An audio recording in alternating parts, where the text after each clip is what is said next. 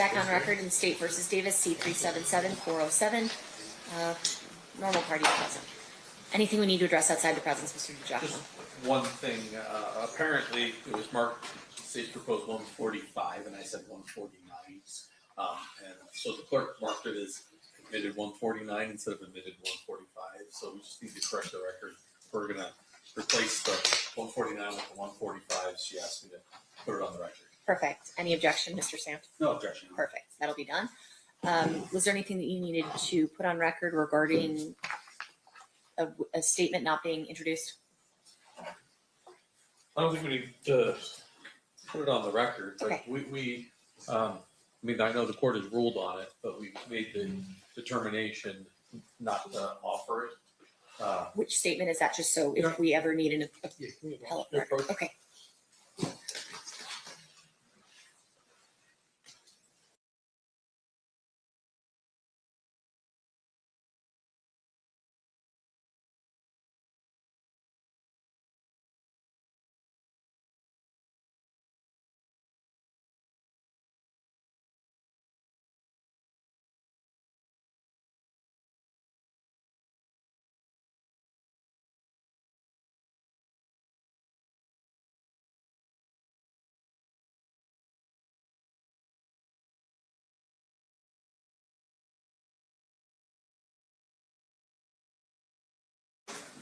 All right. Anything else we need to address before we bring the jury back in?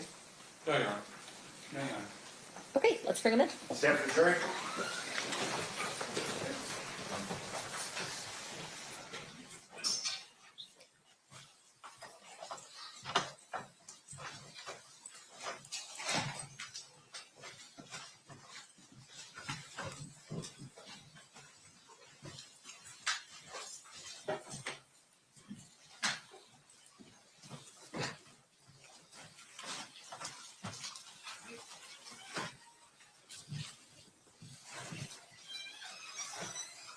All right.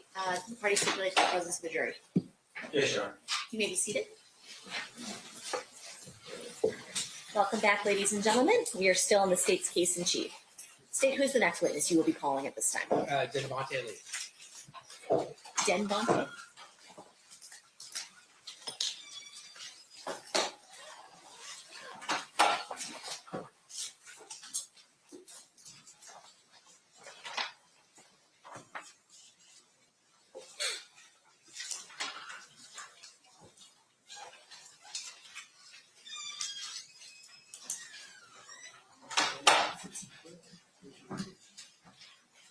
You do solemnly swear the testimony you're about to give in this action shall be the truth, the whole truth, and nothing but the truth, so help you God?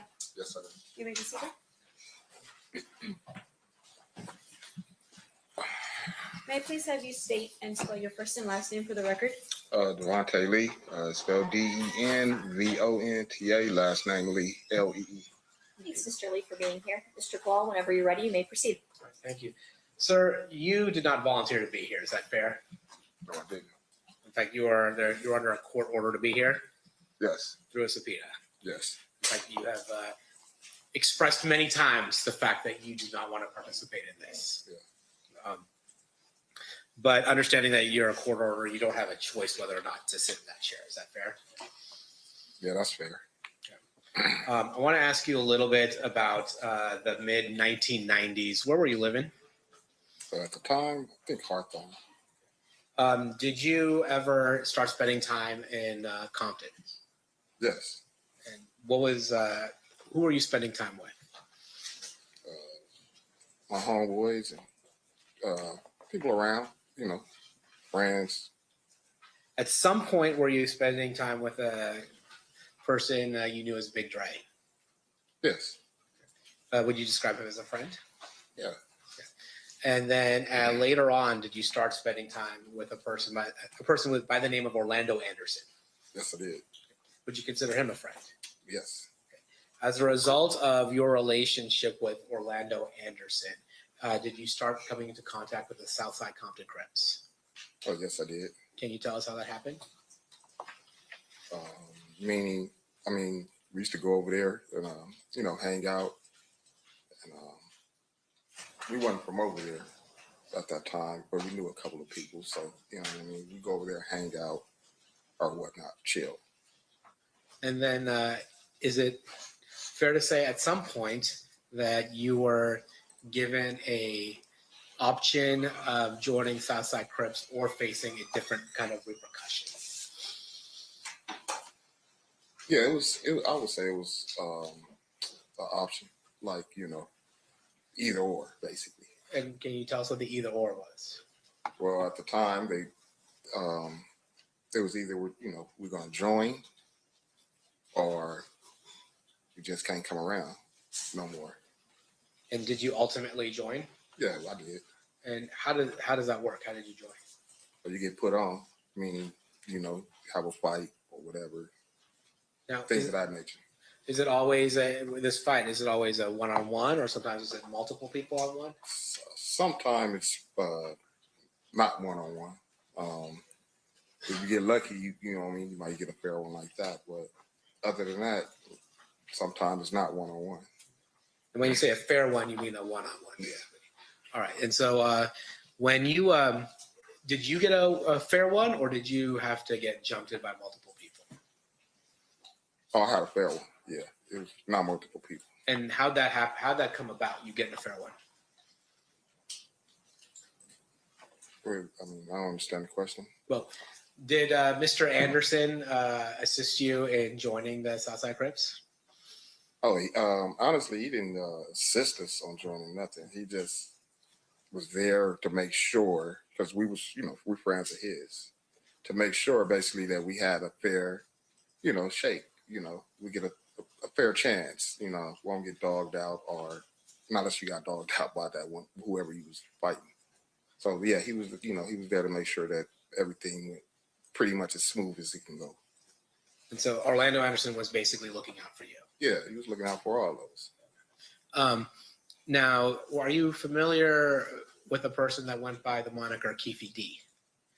Yes. And who was he in the Southside Crips in the mid-90s? He was a hustler. He was known for hustling. That's what he was known. What I knew from him is he was a hustler. He, grew up around there. That's basically what he was. Yeah. And when you say he was a hustler, for those of us who don't understand what that means, what does that mean? Is he getting money? Is he doing other things? He's getting money. Yeah, he's getting money. That's what it is. And how is he getting on money? A higher level? On a higher level. So he's not just getting. There are some people who are let's say hustling and get money on maybe a lower level, and then there are people who are making bigger money. Yeah, fair? Of course, you can say that's safe to say.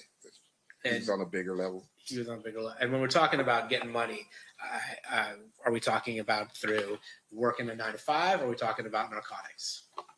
It was narcotics.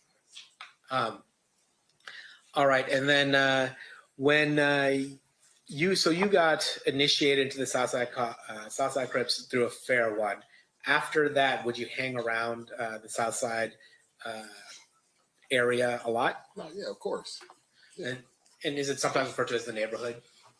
You said it was the neighborhood is like yeah. I mean that's where we're from. That's where we're going to be.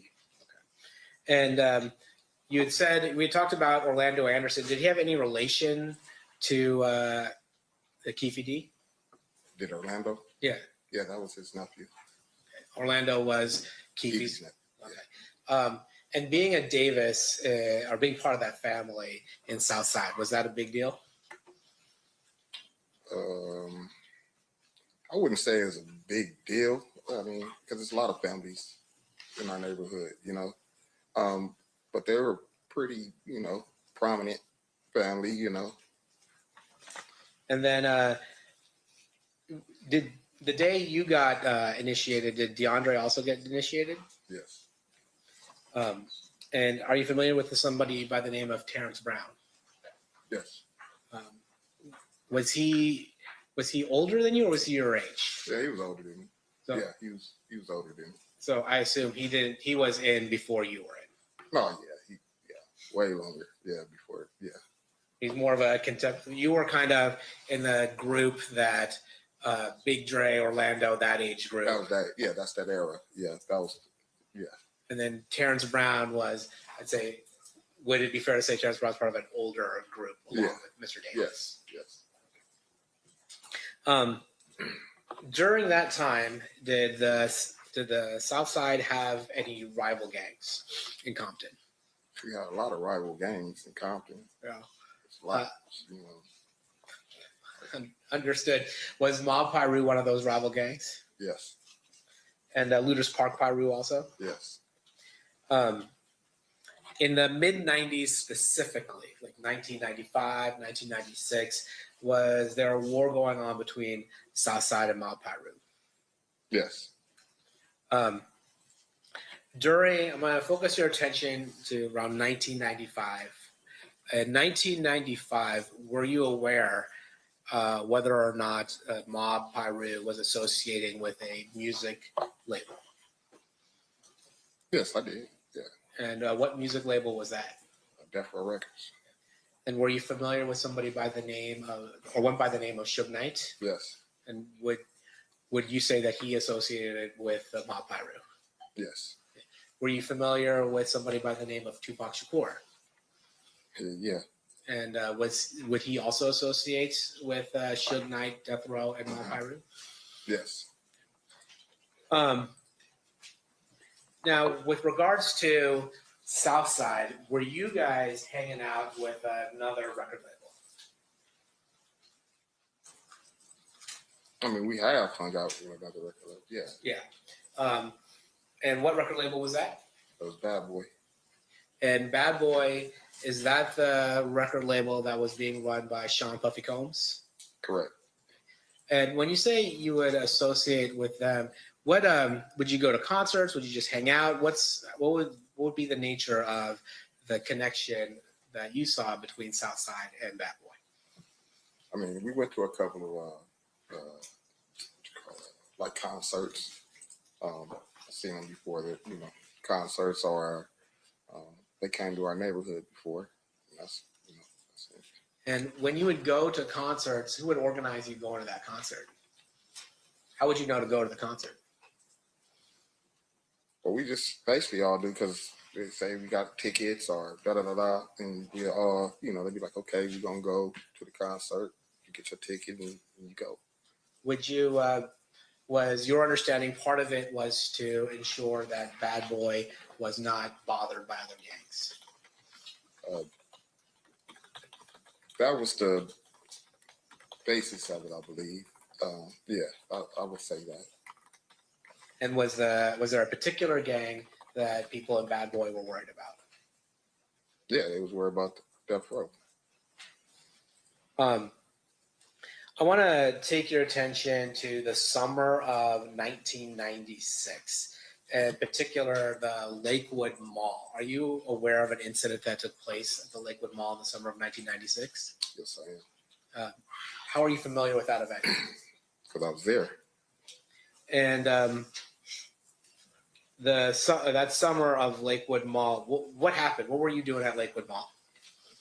One of our friends, he was going off to college, and he had went up there to grab some things to get prepared for college. So we went along with him. And, Do you know where the money came from for this person who's going to college to get these things? yeah, Keffe was helping, try to get you there. He needed, a lot of, I don't know what college kids need really, but, need a little TV probably, a little, clothes and things of that nature. And Lakewood Mall's not in Compton, is it? Not at all. Is it fair to say it's about 15, 20 minutes away from Compton? Yeah, if that. And just so things have changed in the last 30 years. Of course. Back then, you couldn't order things on Amazon and have them delivered to your house, right? You actually had to go No, I somewhere. doubt it. I don't remember. So at the Lakewood Mall, you were there with other Southside Crip members. Is that fair to say? Yes. And was Orlando Anderson one of the people that were with you?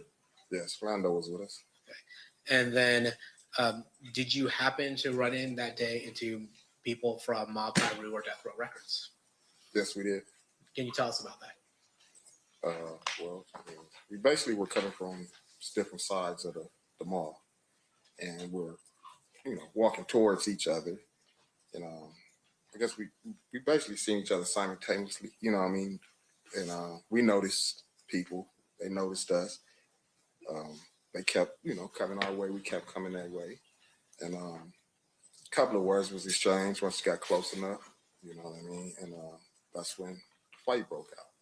So a fight broke out? Yeah. And by that, we're talking about people punching each other, and tackling each other. Yeah. On the other side, were you aware of somebody by the name of Trayvon Lane there? Yeah, I was aware of Trayvon. Yeah. And in particular, there's talk about a death row chain or medallion hanging from Trayvon Lane's neck. Did you see that?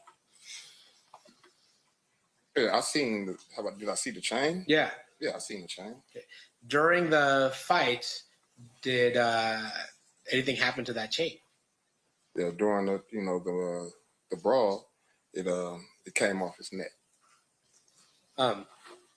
Now, let me ask you something about the significance of a chain or something like that. Is there any special significance to taking somebody's chain?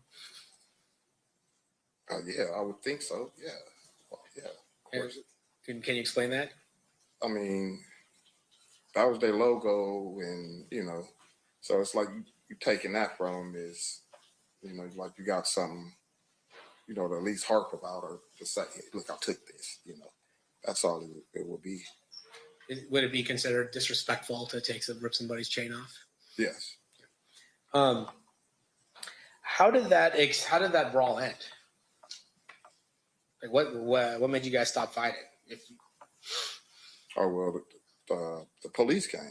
You know what I mean? The police came, separated the parties.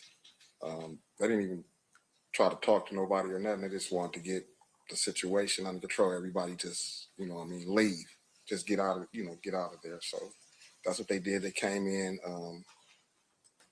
it separated us basically. We went our way, they went their way.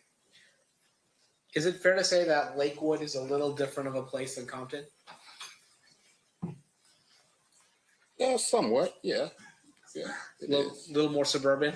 A little more, yeah. Yeah. It is. And at that point, it sounds like that whoever the police was in Lakewood just was asking you guys to get out of there, right? Yeah, they just wanted it to be, it's in the mall. It's, families, kids, they just wanted to get it handled, situated, and get people out of there.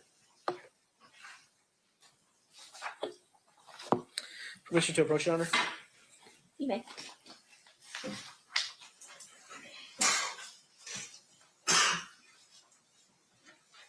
show you some photos. Exhibits that's already been admitted. I'm going to show you Exhibit 62. Who's that? Mr. Davis. Show you Exhibit number 63. Who's that?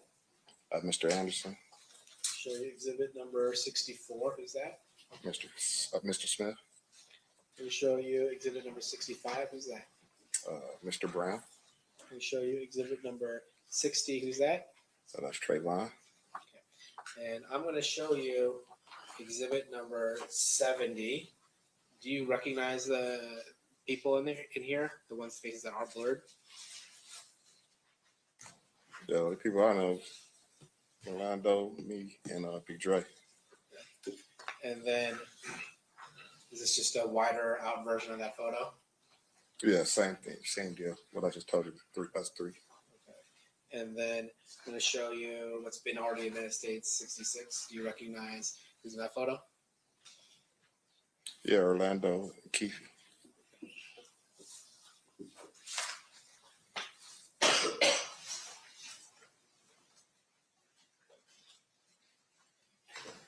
Did you go to the Mike Tyson fight when Mike Tyson fought Bruce Seldon the weekend that Tupac Shakur got shot? No, I didn't. How come? I was incarcerated. It's fair to say that that incarceration began in July 8th of 1996. Yeah, somewhere around there.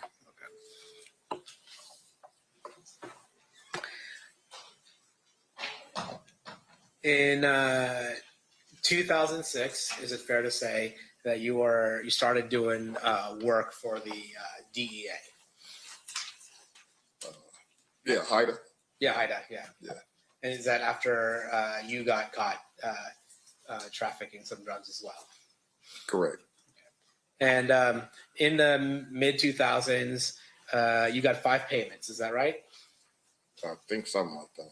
And that was for $2,000, $500, $1,000, $1,300, and $500 for a total of $5,300. Is that fair? It's probably fair to say. I don't know exactly. You don't remember, Yeah, but if I told you that, you wouldn't disagree with me. No, not at all. Of course, it doesn't. Still pass the witness. Okay. Cross, Mr. Swift? Thank you, Your Honor.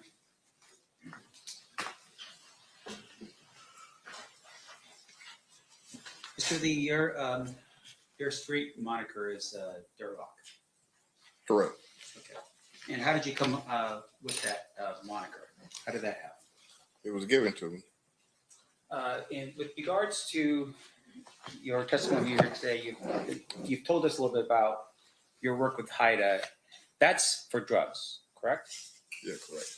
And while you Drugs and other things.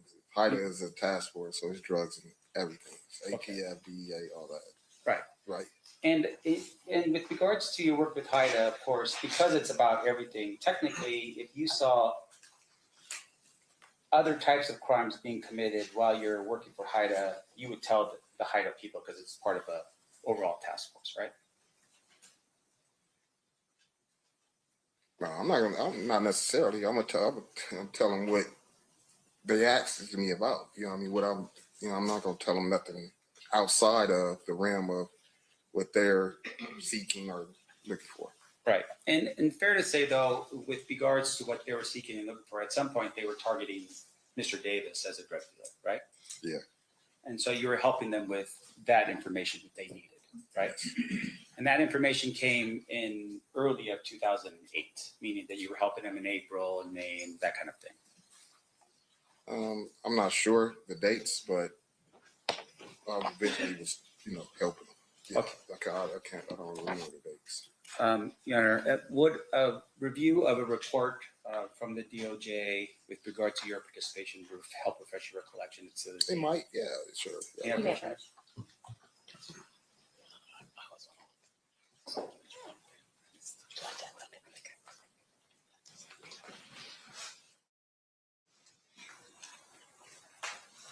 Just take a look at the report, look at the date, don't have to say anything, and then I'll ask you some questions. Look at the date. Where's the date? Is it?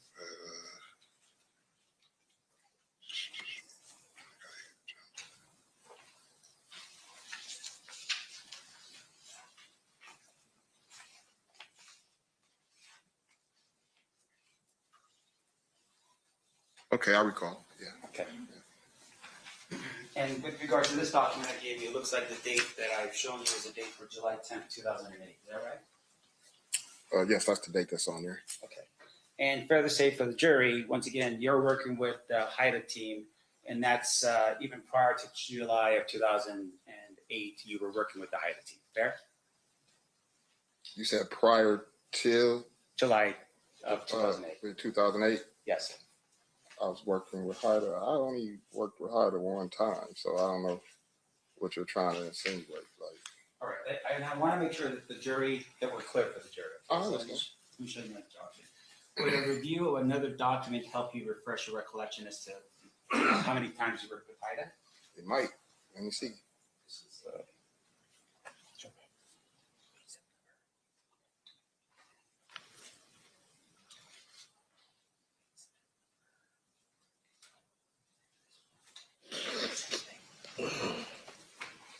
yeah, but Your Honor.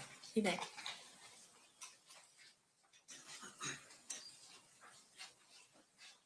Sorry. All right, sir. Now showing you the document. You recall having an interview with a couple of the special agents from HIDA on September 10th, 2007.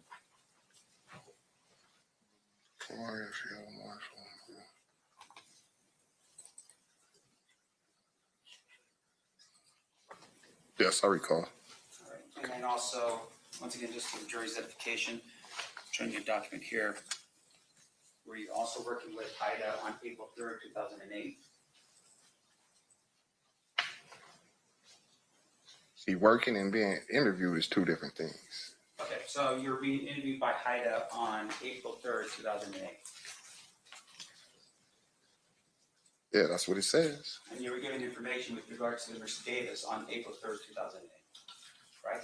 I didn't get no information about Mr. Davis. I didn't even know at the time what, you know what I mean? I was there on what I was there for.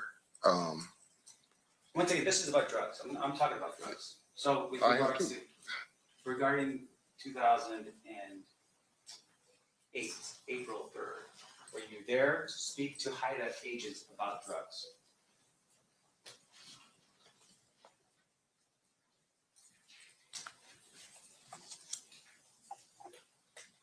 Yeah, pretty much. Not entirely, but yes. All right, when you say not entirely, what do you mean? I'm saying we did talk about drugs. We talked, yeah, we did. Anything else besides drugs in your 2000? I want to make sure the jury understands. Okay. Anything in April of 2008 besides drugs that you talked about?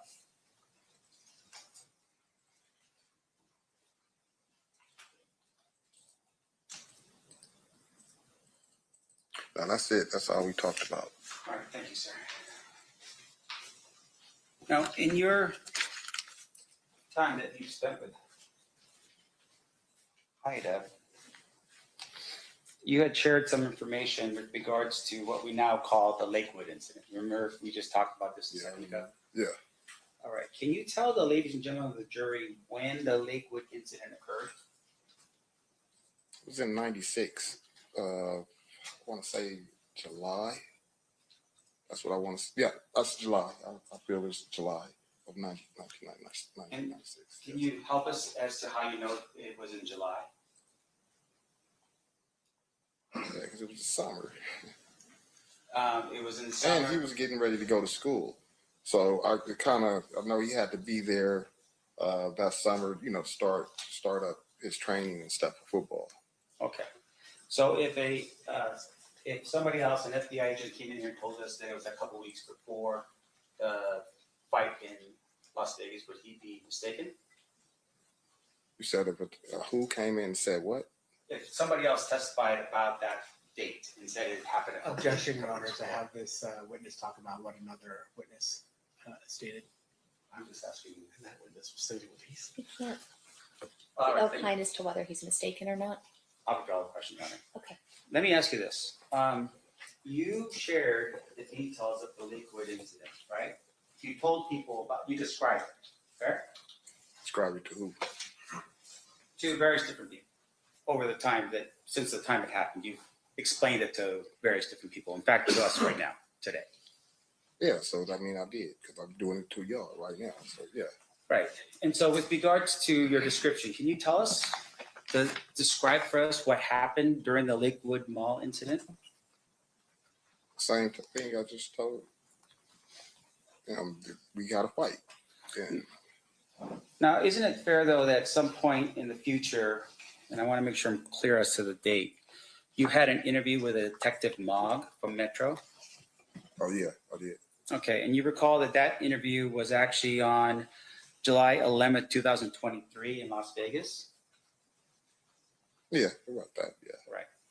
And looking over a transcript of your interview with Detective Mogg help refresh your recollection as to what you told him on that day? Well, I couldn't tell him too much more different than what I already said. So yeah, come on with it. Right. All right.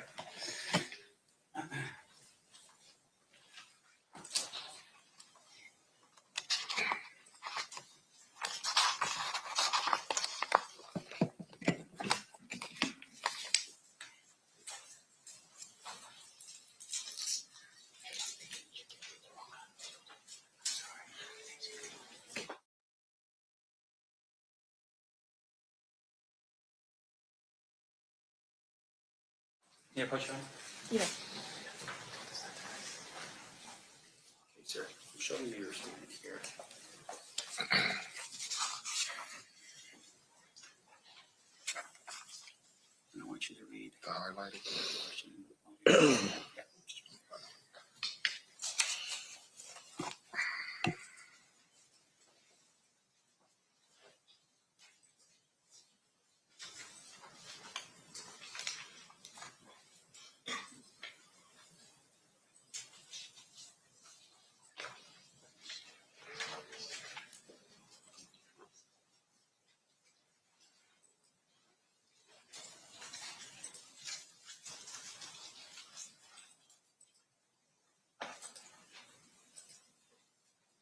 Okay, now what's your question?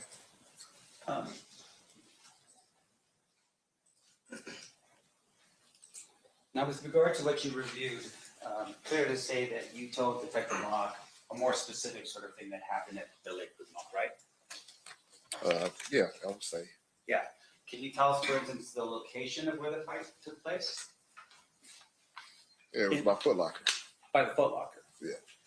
In fact, you had made mention that the fight at the Foot Locker was so bad that they had to remodel it after the thing had gone down at the Lakewood Mall. Fair? Yeah, it's turned into the World Foot Locker.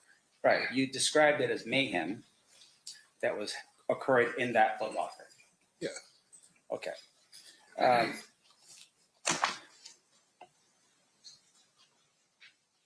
One moment, please, Your Honor. Of course.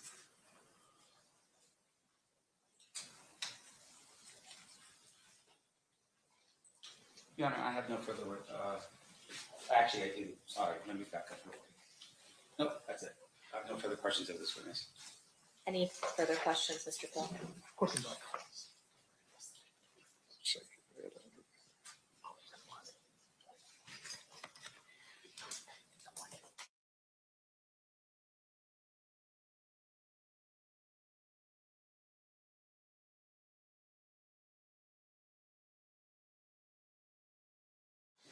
Your Honor, I will pass. I'll pass the witness except for one thing. I don't think I moved before the witness. Please, I don't think I moved the exhibits into evidence. I just want to be clear about that before the witness is on the stand. Okay. Which is state is moving proposed exhibit 71, 70, 65, 64 into evidence. 64, 65, 70, and 71. That's impressive, yeah. Any objection? No objection, Your Honor. They'll be admitted. Thank you. Then with that, no further questions. All right, one final thing, Mr. Lee. Anybody from, any members of the jury have any questions for this witness? Okay, got it. Can I have the parties approach?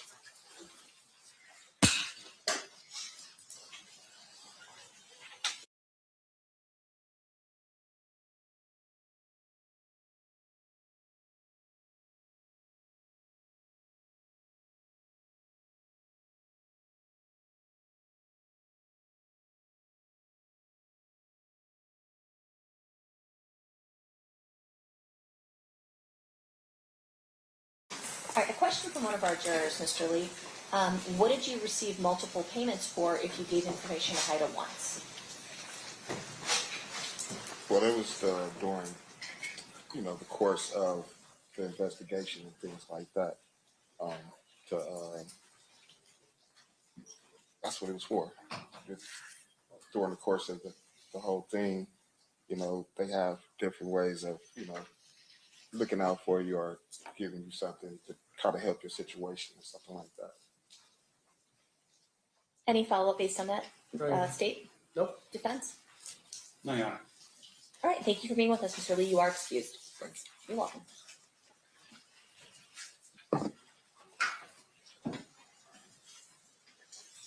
Who's your next witness, State? So we're going to play the 2008 statement, which I think will probably take up the rest of the day. Okay, so it's already been admitted. Remind us what exhibit that is. That's a great question. I think it's going to be. Actually, I don't know. I'm going to have to grab the disc. Okay. I have it uploaded on my computer. Do you know Ryan? Okay.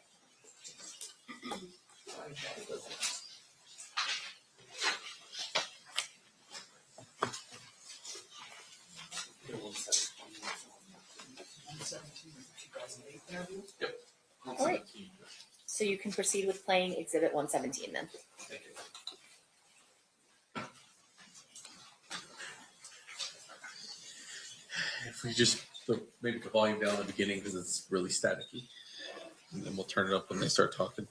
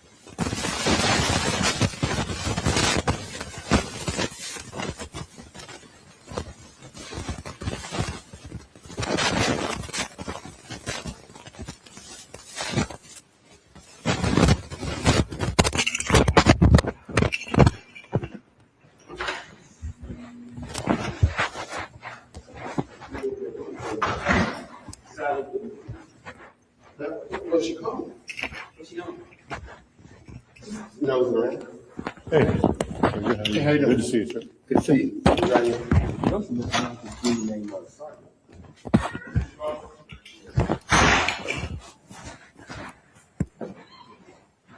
good to see you.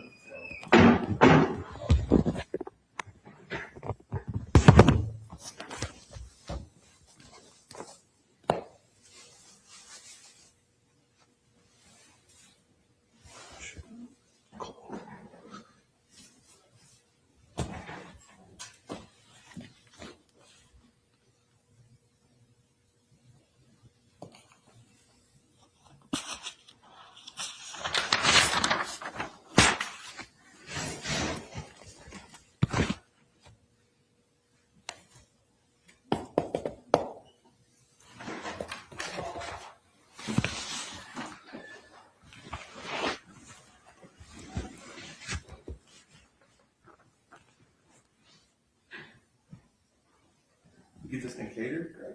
Yeah, I figured we'd be here for a while.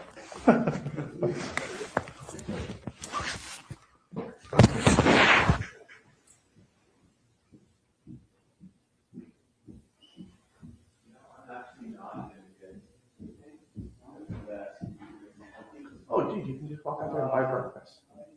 I'm not doing that. Yeah? Hey, man, you hungry? Keith? You want something to eat? We're gonna be here for a while. A couple hours, 3-4 hours maybe. Oh man, I had to pick up my wife though. What time? 2:30. Okay, we'll have you out of here by 1:30. Hold up. Tell me that white home liquor.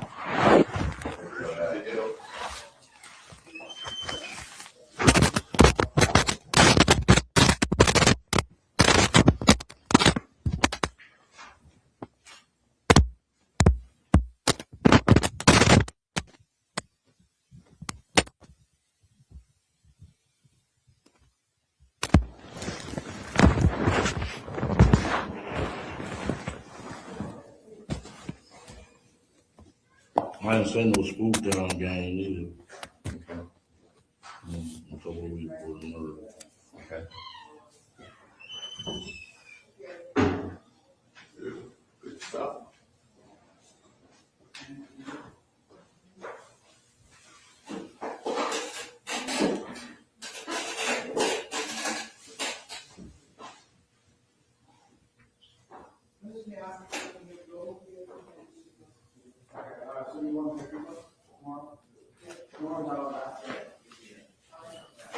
Who was this guy again? Fufula? He was the guy, he was a witness that got shot and killed after the incident.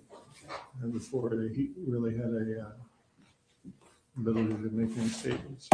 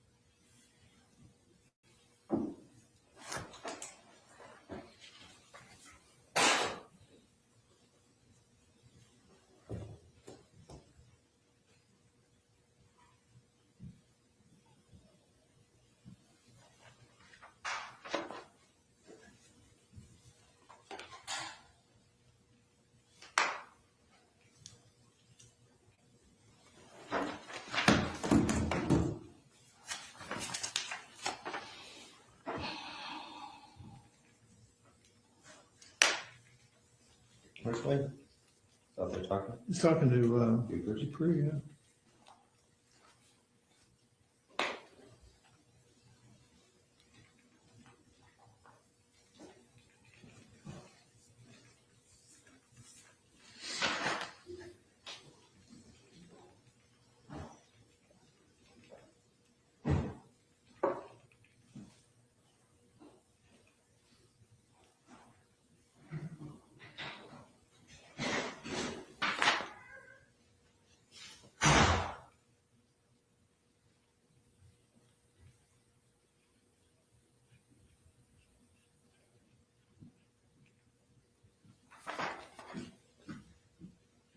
never said I seen Reggie Wright up there either. Okay.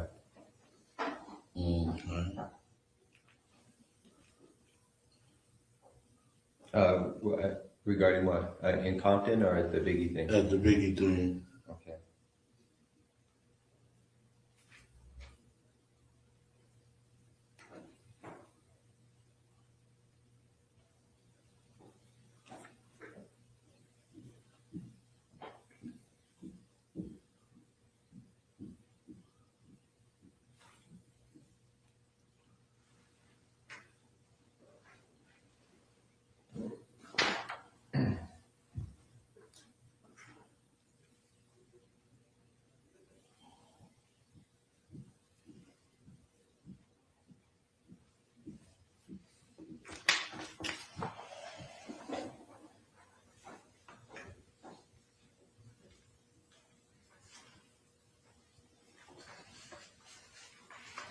A 2 quadruple murder, homicide in Compton.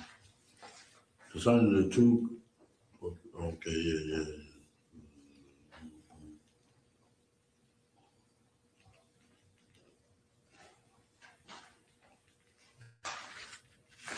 A lot of shooting in Compton after that Tupac thing.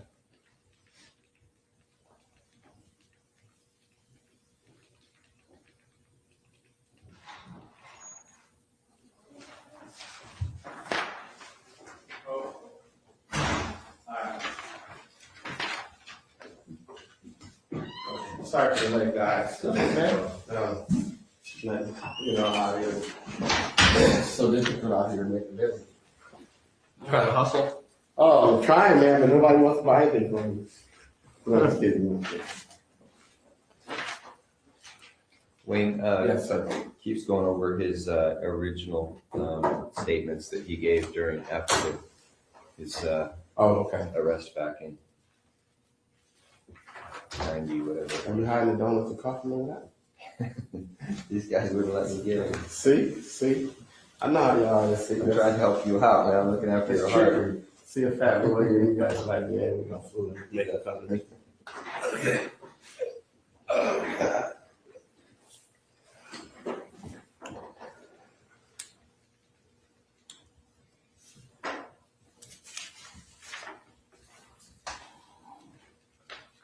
Checking for peace. No, it's just sounds out. I was wondering.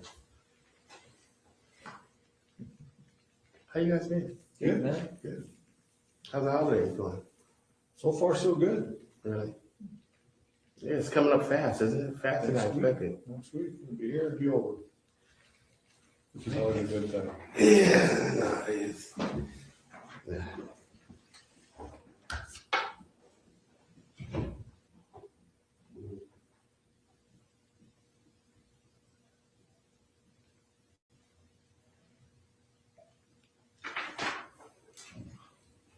Is my secretary here? Or someone else let you guys in? It was open. Oh, it was open? Yeah. Oh, okay. Some dude came in with like a cart full of food. People came out like ants, man. Oh, okay. I got some guy pulling the cart around selling sandwiches. Oh, yeah, they do that around here. That's pretty cool. For people that don't want to go to the cafes, like they come from sweet to sweet. Right. I know it is pretty, because there's not a lot of restaurants around here. Yeah, that's convenient, man. Yeah, it's convenient. Because restaurants are kind of expensive, I guess. Yeah. Yeah, I never eat around here. Does that dude charge a lot? I didn't ask him how much it was. No, probably $5 or $6 or whatever they can get. Yeah. Yeah. But it's a smart move. It's smart because, Yeah. if I make a couple $100 a day.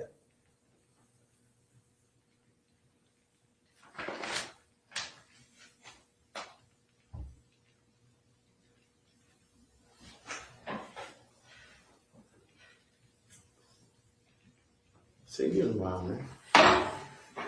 No, holiday, Yeah.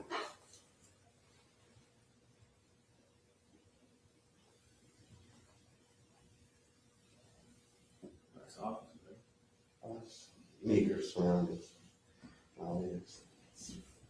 We're moving down the street actually to the Death Row building. Is that right? Yeah, we thought we wanted to be part of history. That's kind of ironic. Yeah. It's nice to be here. Yeah, it's real nice. I seen it from outside, not the inside. Yeah, this lawyer and doctor bought it. I know the lawyer. Her name is Shelley Dillon, and this doctor bought it. And they, He's at the hospital right now with his father. He's a minor. Right there. Okay. Yeah, I've already, okay. That's a Nike watch. I've already spoken with somebody from your guys' office and provided it all. Oh, yeah. Probably 2 weeks ago. Nice. Thanks, man. My wife got it for me. She loves you, huh? A little. Only on my birthday. Yes, pretty by. Yeah, it's very Probably pretty by. Yeah. On your birthday. Yes, I do. I don't have it with me right now. I'm actually at work and I'm in a meeting and he has his medical card with him because he's going back in for another pre-op today. His mom does and she's with him, so he can probably call her. What is that exactly now? No, oh, no, that's his statements from. Prior statements during when he was arrested. Oh, okay. It's 909 331 Well, I'm not gonna look into that. 6272. $19 phone, man. What? It really doesn't look like it. Yeah. What kind of Throwaway. boost? Oh, boost mode? Oh, they changed them. They're nice. He's fine now. Okay. No problem. That's what they call you? You just gotta throw them away faster, man. I was, we had a motherfucker sitting next to me. Okay, well, he ain't even went bought a phone for me.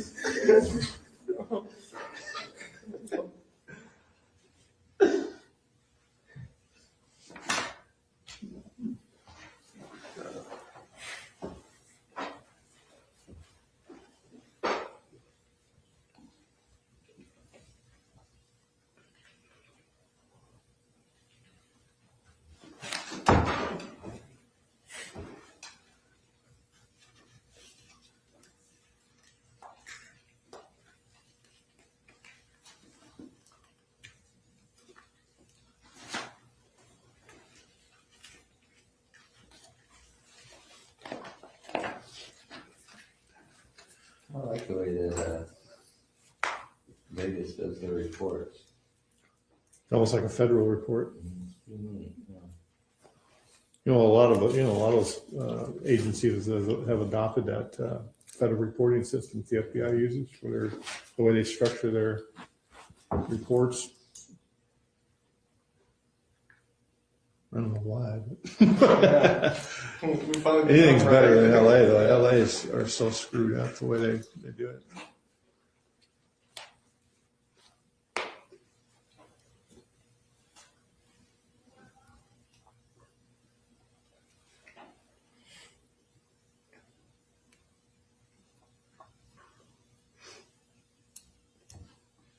Hey, Greg, can I have a piece of scratch paper? Thank you. Just need one, or you want? Just one.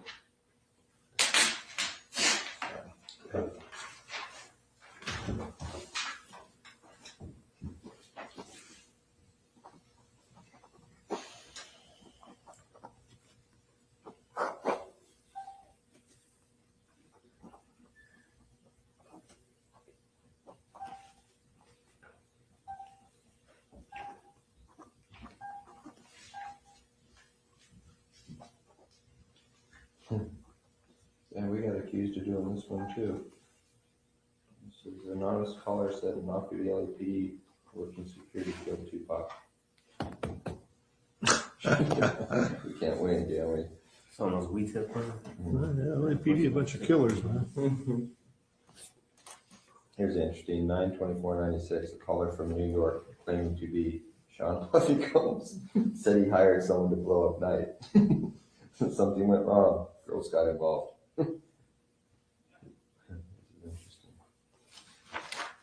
I believe that one. Are you gonna call in on himself? Yeah. No, but somebody No, somebody just calling in. He called. Yeah. Well, he had to put some credibility to it, yeah.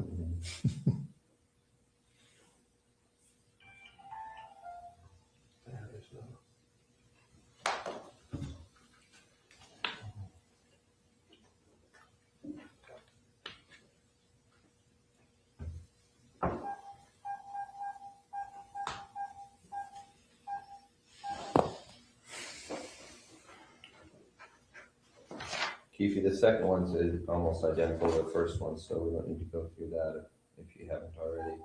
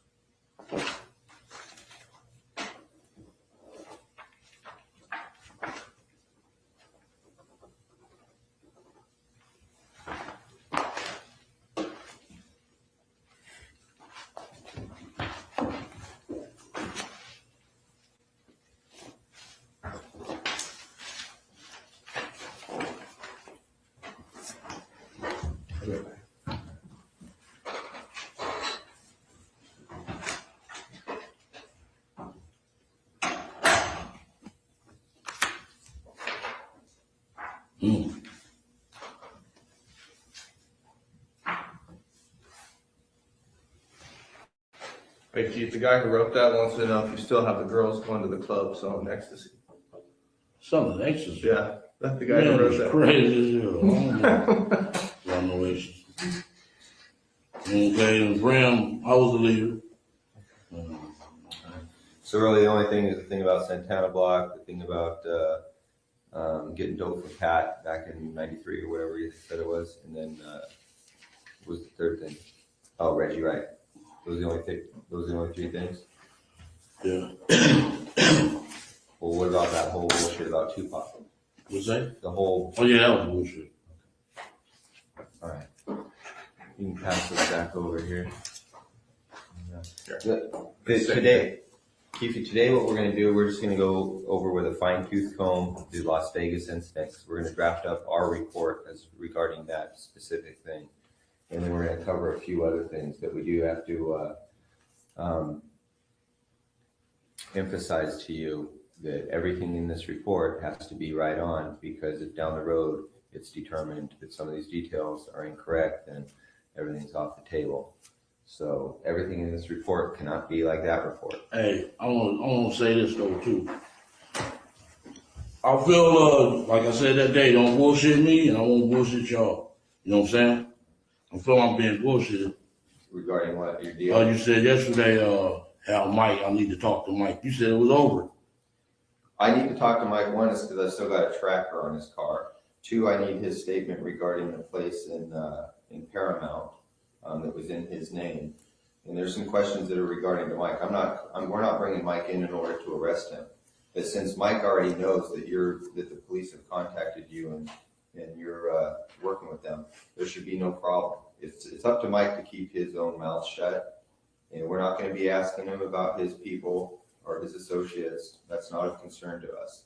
Yeah. If you hadn't told Mike, we wouldn't have talked to him. We wouldn't have talked to him. Okay, another thing. I know y'all been over Kevin's house. On surveillance? No, we've never been to Kevin's house. y'all haven't. Ever. Because I feel, why would y'all why not hire Edie? There's some problems, in my opinion, and this may not be a shared opinion, but I just don't believe in Edie's ethics. I think he's a dirty attorney. I think that Edie will lie, cheat, and steal in order to get himself out of any kind of problem. I think that there was ethical problems with the way that he had Orlando testify on behalf of Suge Knight, and that whole thing is a problem we don't want to have to deal with. And as you know, Edie Fall also represents Michael Thoreau, and we just don't want all those problems. He represent Michael Thoreau right now? Well, right now. Him and Renee Campbell. Yeah. You know Renee Campbell? And I know Al was in San Bernardino. He ain't had no fucking reason being down there. You know what I'm saying? I'm up on everything, dude. You think I'm not? Well, Keffe, you know, you gotta do your homework, we respect that. Don't read too much into anything. I'm not gonna do nothing to them dudes. I'm over, man. But I'm up on everything, dude. Well, Now, that's why he was in San Bernardino. What the fuck? He wrote me a letter. TBD, I'll never tell on you this and this and that. Ooh, man. I know you was in San Bernardino, coming to MDC, coming to see y'all, all that. I know all that shit, man. It's about 2-3 years ago. I know about the Tommy thing over there in Carlton Square. Boom. He told, man, I know a whole lot of shit, dude. okay. Well, you probably know more than us. You know, we're doing our homework as we go. But again, we just don't want to deal with those problems that come along with Michael and that attorney. You know, I don't believe in the guy. Yeah. And, you know, I've had my encounters with him before, and they didn't go well. Yeah. And keep you some of the people that might be real close to you that you may want to protect may be the same people that sold you out. So take that into consideration when you're saying, I don't want to give up Compton, I don't want to give up my homeboys, stuff like that.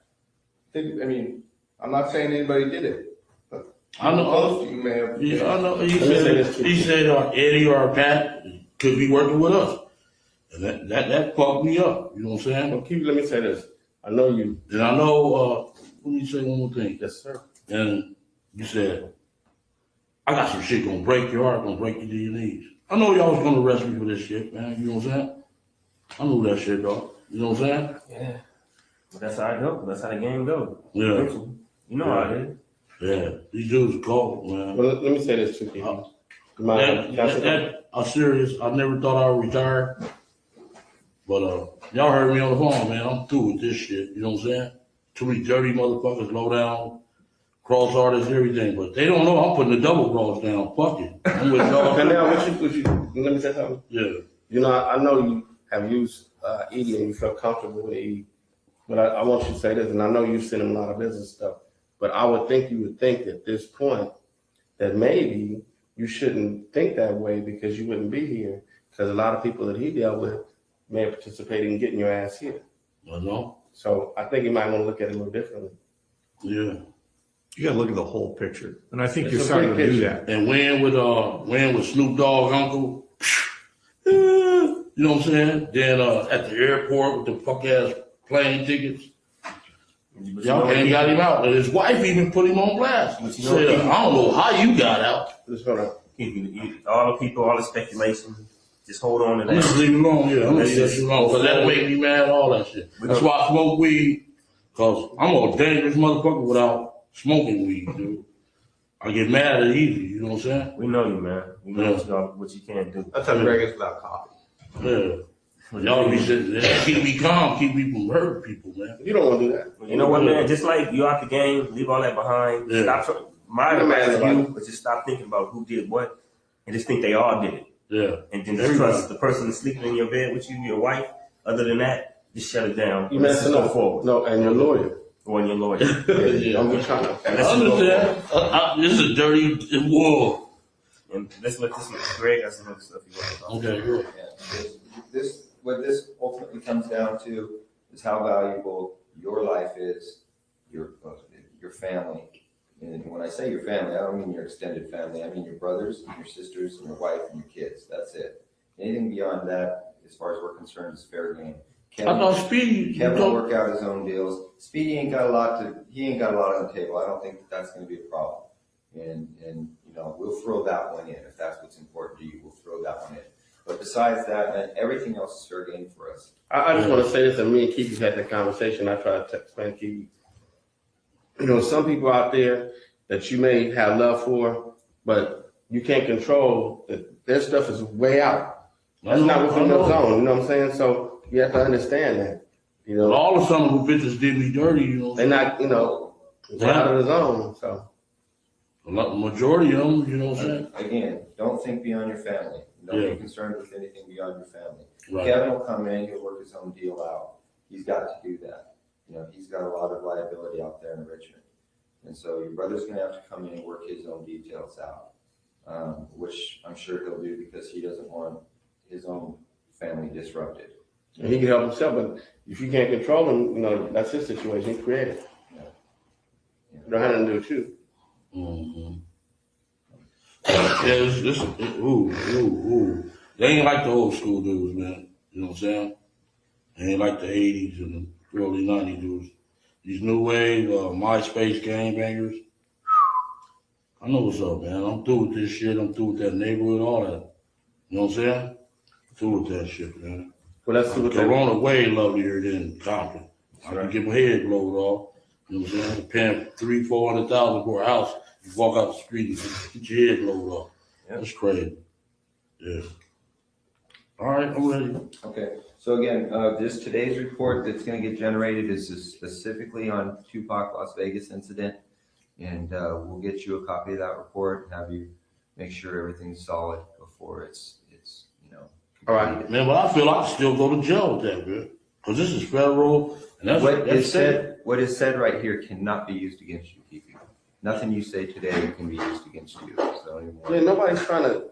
I was just waiting on the news camera to be at my house, man. You know what I'm You're just saying? nervous. That's all. We're not. You gotta trust us too. You're just nervous. If something When like I seen you yesterday, I didn't know whether to phone out or not. if something like that was to What happen was you to doing you, yesterday? At my house, man, yeah. So we gonna have to just knock this door and make sure. Oh yeah, my phone was off. I didn't know whether to phone. I said, man, they That's what he here. sent me, man. He was trying to send somebody to knock on your door and look like, you know, spam or something. Yeah. And he said, man, you looking raggedy. Motherfucker, you just scared the living shit out. There's donuts all over you. Yeah. That spook, I swear, I had a dream that the cameras was there. Here go our man, bam. that ain't Just gonna give happen. us a number. That ain't gonna happen. We told you that nothing leaves this room, and that's the way it is. We wouldn't do that. Yeah. Then my sister, you a punk motherfucker. You know what I'm saying? Why? Huh? Is that in your dream? No, Lando mama, man, is crazy as hell, man. Why? What's she She know know this? this? No, she don't know. Oh, I'm telling that, man. I know about Yeah. Charlotte, man. Yeah, huh? I know about Charlotte. She gonna bring the business if they come along. Hell yeah. Bust me in the head with a pistol or something. What the fuck are you doing? That's what we saying. We're gonna keep meeting from time to time like this. Live your life, stay out of trouble, do what you do. If you don't say nothing, it's cool. But if you go out there and start talking and looking for people who you possibly think talk to us and all that kind of stuff, you gonna cause you gonna gonna cause get wrong on problem. Yeah. But with Everybody that, problems. we gotta move forward on these questions you get ready to ask. Okay, We're gonna keep going over and over this. All right. It's gonna take too much time. All right. So that's it. We're gonna start. Me and Jeff went back to New York, did a little bit of groundwork back there. As far as the Tupac thing is going, you know, we just want to run down all the leads as far as they relate to Zip and to Puffy. Yeah. And that kind of thing. You know, but at some point in time, we will have to go hit up Bubble Up, get his statement, and the other dude that was in the car that's still alive. Ain't nobody else still alive. Corey? Corey wasn't there. No, Big Dre and Lane, they both did. no, the other dude, Guitar Carol, or what the In the car behind, you wanna show them the diagram first and see? Yeah. Yeah. Yeah. Maybe more clarifying it. Who was in that car with Zip, or the van with Zip? He wasn't in the van, he was in that Benz. That's the way we had it. You let us know if that seating arrangement is right or wrong. Anything you wanna change for the seating arrangement or whatever, just mark it on that one. Wherever you were sitting, wherever Lando was sitting, who was in that car behind. No, well, y'all know this shit already. But the seating arrangement might be, because were you driving? What? Were you driving in the first car? Because see that line says you're driving, okay.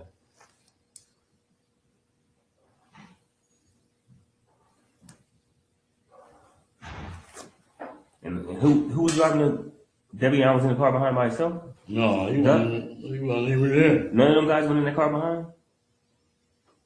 So Orlando shot Who's in car? across Dre. He leaned over on the window, we rolled down the window, popped. Who was it? They would drove on my side, I would pop them. You know what I'm saying? But they was on the other side. Right. So was there a second car behind you guys? No, it was some girls hit that corner with us, dog, and we shot out their window. I said, these bitches got more work than the dudes. You know what I'm saying? But anytime was it this car behind? Not at all. No, none of the homies was behind. No, like 3 or 4 cars behind. Nothing like that. Nothing. Just one car. Just one car. Then we hit the corner. The girl followed us, and we shot out her window. They got scared and stopped. But they weren't with you guys. They weren't with us. No. It's the girls that you. Push that back over here real quick. We would think they security would follow us. You know what I'm saying? Yeah. But the bras don't even that hard. They followed us halfway. We shot out their window. They scared. Those are all the guys that you would recognize as being in the car, right? Lane, DeAndre, and Terrence.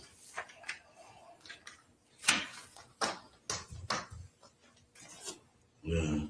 Okay. T-Brown. Yeah.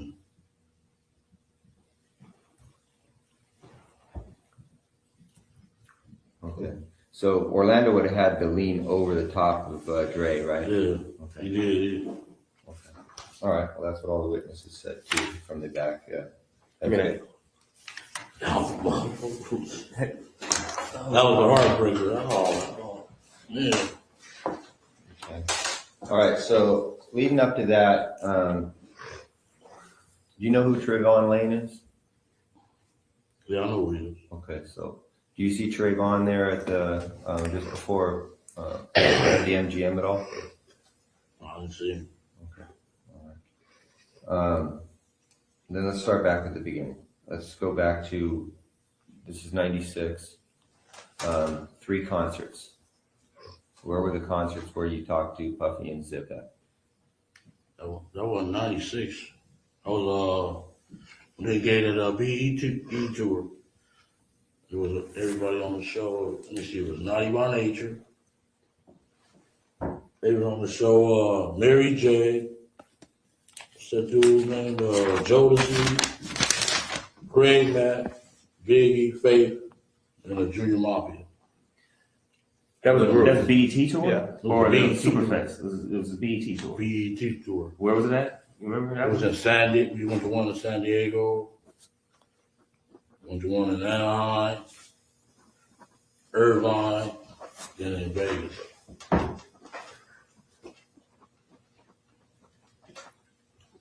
And all 4 of those locations, San Diego, Anaheim, Irvine, and Vegas, that was all the same tour? It was all BET tour with those acts? Except the Irvine. Irvine was a summer jam. Okay, can you hit those acts again? Naughty by Nature, Biggie, Faith, Jodeci, And Mafia. Junior Junior Mafia? Mafia and Biggie. And Faith Evans, right? Yeah. Okay. All right. So all the acts on there were from Bad Boy, basically. Mostly, yeah. Oh, And no, he had managed You put Jodeci he had down? managed Jodeci and Mary J during the time. So it's pretty much a Bad Boy Puffy Yeah.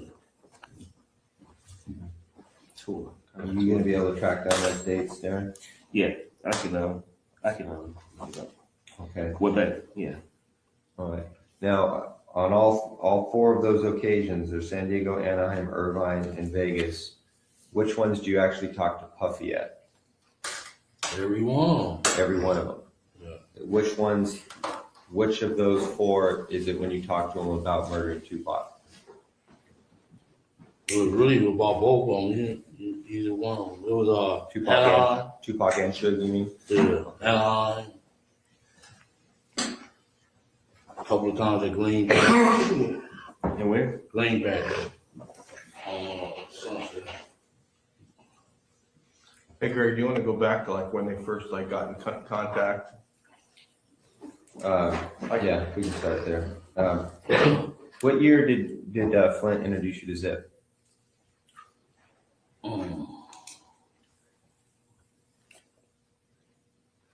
It's like maybe like 91, 92. Oh, way back then. Yeah. Okay. Early 90s. Yeah. Where does Flint introduce you to Zip at? We had a baseball game.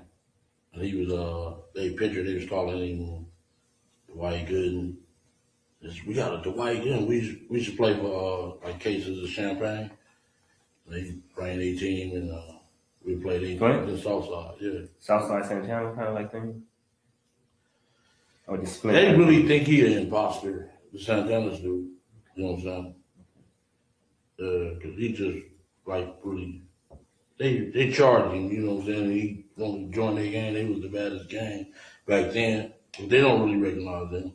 They be on their ass, asking them for money and everything. But it was Santana's baseball team. No, Playing it was Southside. some LA dudes. It was Kelly, Keyshawn Johnson, a few more dudes. So is it like a high school field? Like a local? No, field? not far. South Park. So, okay.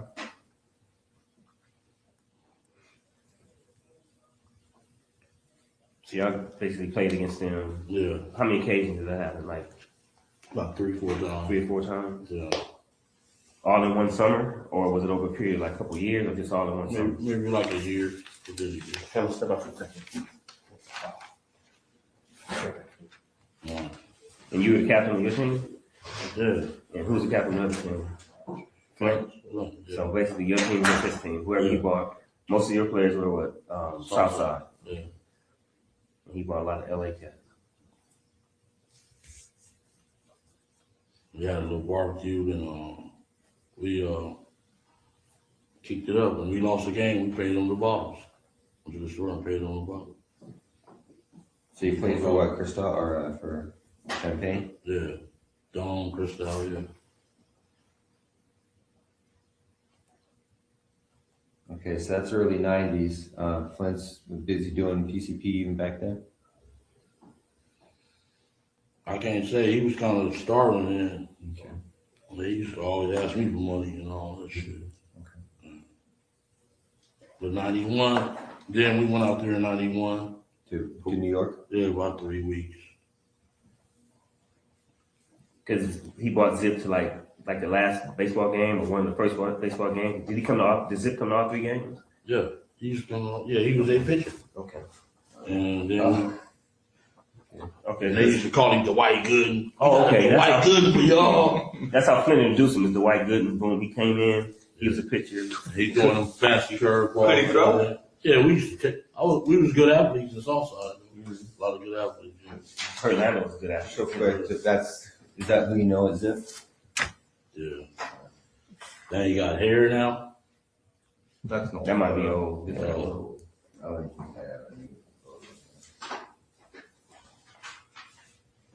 So when you went out there in New York, where you guys stay then? Who you stay with? We stayed at different. We stayed at what was that in the Bronx? At what is that? Best Western in the Bronx. I don't mean to take over the interview, but Then we stayed at his house a couple times. You know, during that period of time. At Zip's house? Yeah, his little apartment. It was in Jersey City.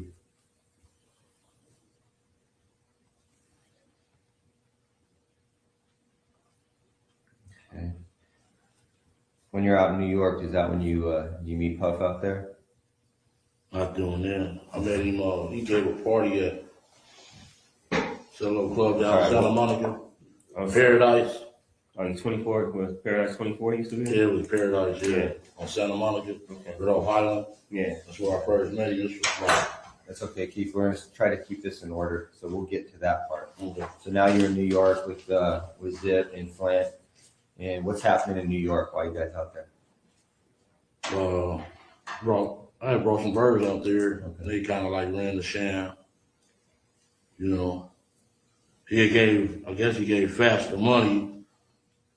A couple of days later, he jump in the cab and leave. Okay.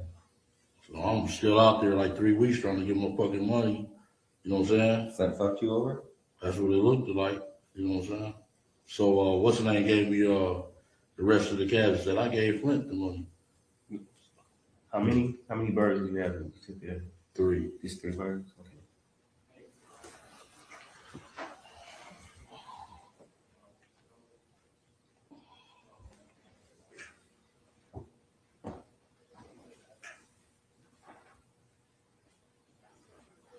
Because the Zip tells you that he already gave Flint the money, Flint's boned out, Yeah, And then Zip gives you the remainder of the money. yeah. How much was the remainder?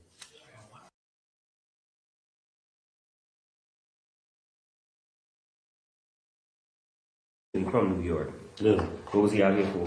He just come out and party and have fun, you know. Okay, but he ever have a house out here where he lived or anything like that you remember? No, he never took me to the house. So every time he was here, just visiting basically. Yeah.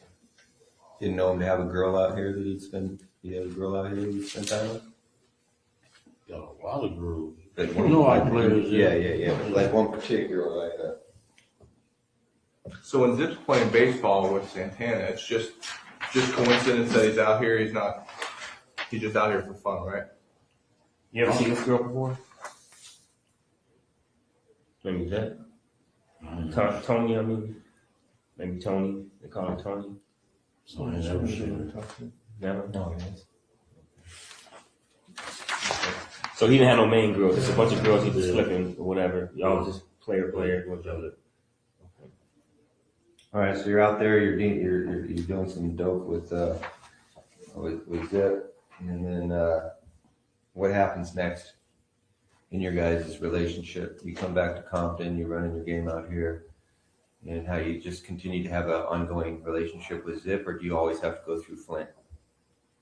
Shit, if they fuck me, you think I'm gonna fuck them up? I had 300-400 birds. I'm balling. Fuck them. You know what I'm saying? So you never got paid for the free bird? After you got, when did you get paid for the? They gave me the 17,000, and he said, "Fats, the rest of the money." So I just, okay, fuck you. When he come around, So you just ate it. You didn't even get that money, never. yeah, just fuck it. Then he come by 2:10 sometime. He had to be all COD from then on. No more front seats and none of that. So Flint used to get a lot of this stuff from you. No, he's talking about Zip. Flint used to come. Flint After come. he did, yeah, after he did that, Right. COD from now on. But you just let that first one go. He was balling back then. That was, yeah. You That's teach just a yourself, fool. That's just a You on process of yourself. business, huh? Yeah, you on yourself. That's all I'll take it. So he would keep coming to you, but he'd be COD, cash on delivery, buying birds over the years. He went to jail. Maybe we did about 2 or 3 transactions. He went to jail after that.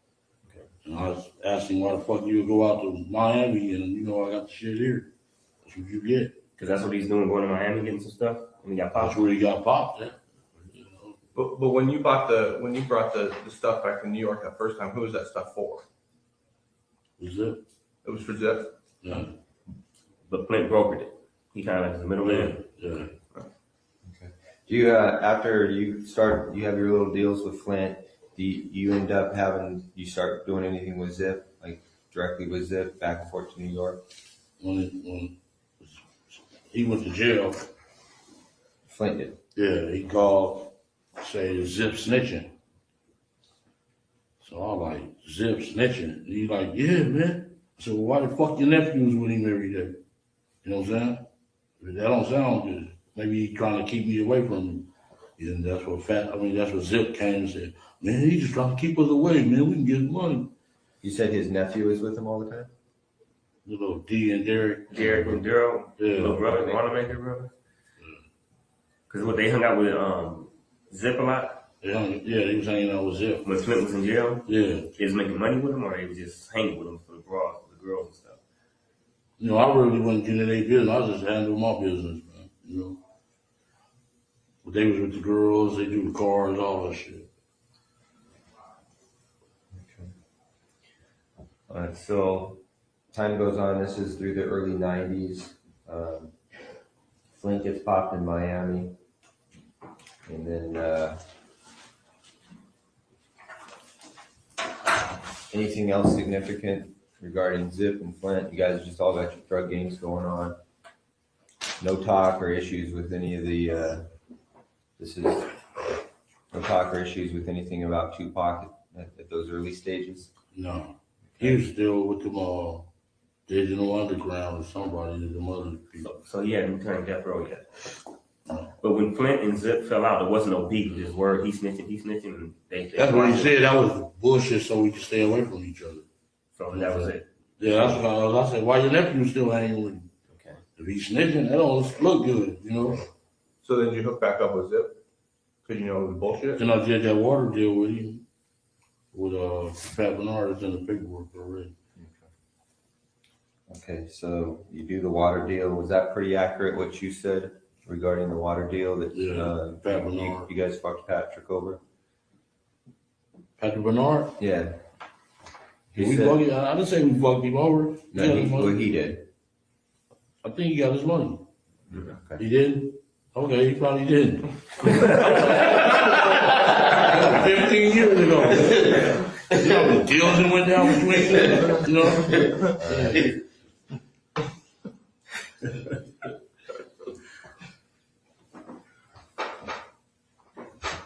Now, why is the PCP deal getting brokered by you and not Flint? Why isn't Zip going directly to Flint? Because he was in jail. Oh, okay.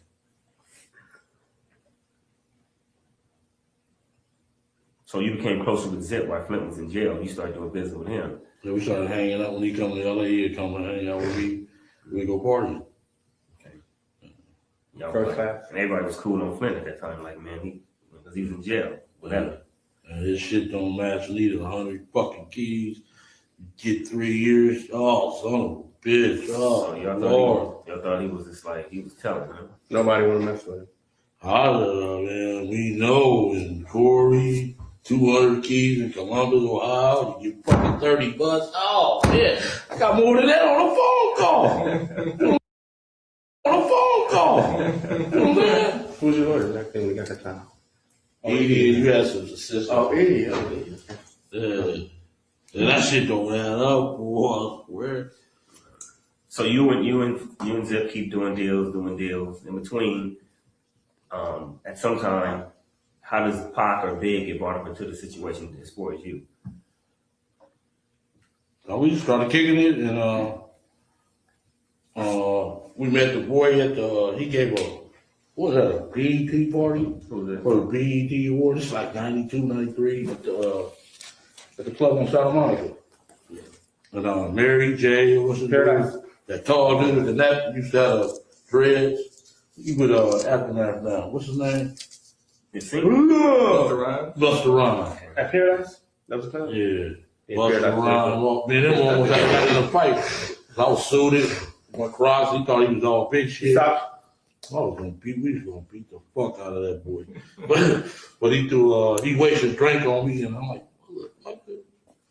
yeah. That's where I met. First day I met Paul. And Zip introduced you to this my boy. What do you introduce him as? This my friend. This my nephew. That's my boy. This my boy. Then they see themselves as relatives or anything like that. Like that was his nephew, or is that how he acted towards him? No, this my boy. This Paul. Okay. And after that, they used my car on the video. Which car was that? The 64 Chevy I had. What color was it? Brown. And, Usher, he had Usher. Him and It Usher was driving. was Usher's video? It was Usher video, and Puff was driving the car. That's when he had LA going with him for a while. You remember the song? Can I Get With It? Usher's first song ever. Usher's first song ever. He was in a Laker uniform. And he had the little kid dancing on my car when he got back. It was fucked up. And he paid to get it repainted. He sent me $2,500 for that. Puff did? Yeah. You directly? Because were you dealing with him directly at this time, or because of the car, or were you dealing with somebody in his management team? Or? No. How'd you get the money? Was it cash? Check? It was a check. It was like from Bad Boy? yeah. In the name of Keith Davis? No, we put it in Compton Hydraulics. Oh, okay. That's when we owned the hydraulics.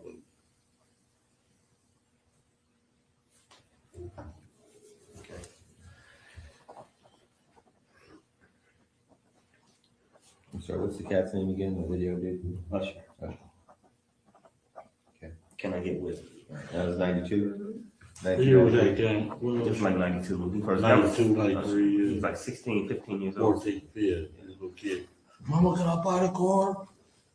Yeah. And then after that, was a relationship right with you and Zip? Yeah, we used to go clubs, go to the clubs, you know, drink, pop the bottles, all the bitches come. Good style, right? Yeah. How often would he come out here? Is it?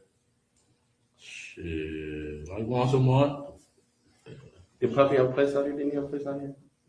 Where he stayed at? House? Back then, no, he didn't. He was scared shitless out here because of the voice. So that beef had started by then? No, it started when they went out for that award Yeah. in New York, and he said, "You want to be in fucking, you want to be in your own video, have this motherfucker down." That's when it started. Then we seen him right after that at that summer jam. We on the stage drinking bottles, smoking, and he like, "Hey, Keffe D, let me holler at you." So how the fuck you meet them dudes, dog? Same way I met you, you know, motherfucker. Yeah. That's Suge saying that? Yeah, she'll ask me, how you meet them dudes? I'm like, man, same way I met you. And that was at the 95 Summer Jam, Summer Festival? 5. That's when One More Chance was out. Big Key Kevy. Okay. One More Chance, yeah. Let's Go back a little bit. If we go back, Zip is coming out once a month. You met Puff at the Paradise Club at the BT Awards. He asked you to use your car. You use your car. You end up getting damaged. He pays you. And then Zip's coming out once a month. Prior to the times when you start talking about the beef with Pac and Suge, how many times do you meet Puffy? One time we met him before the beef game. Maybe about 3-4 times. 3-4 times, always like at a social event? Yeah. Okay. Greenbacks was mostly, that's where we started. Green Patch? Greenbacks. Right on Sunset by the left, right? Yeah. Oh. It's a little upstairs and just like a deli. Yeah. Oh, that's called right next to the comedy store. Yeah, then there's a strip club on the other That side. deli is. Okay. So you see him at these different events out here, just kind of socialize, shoot the shit. It's nothing going on. And then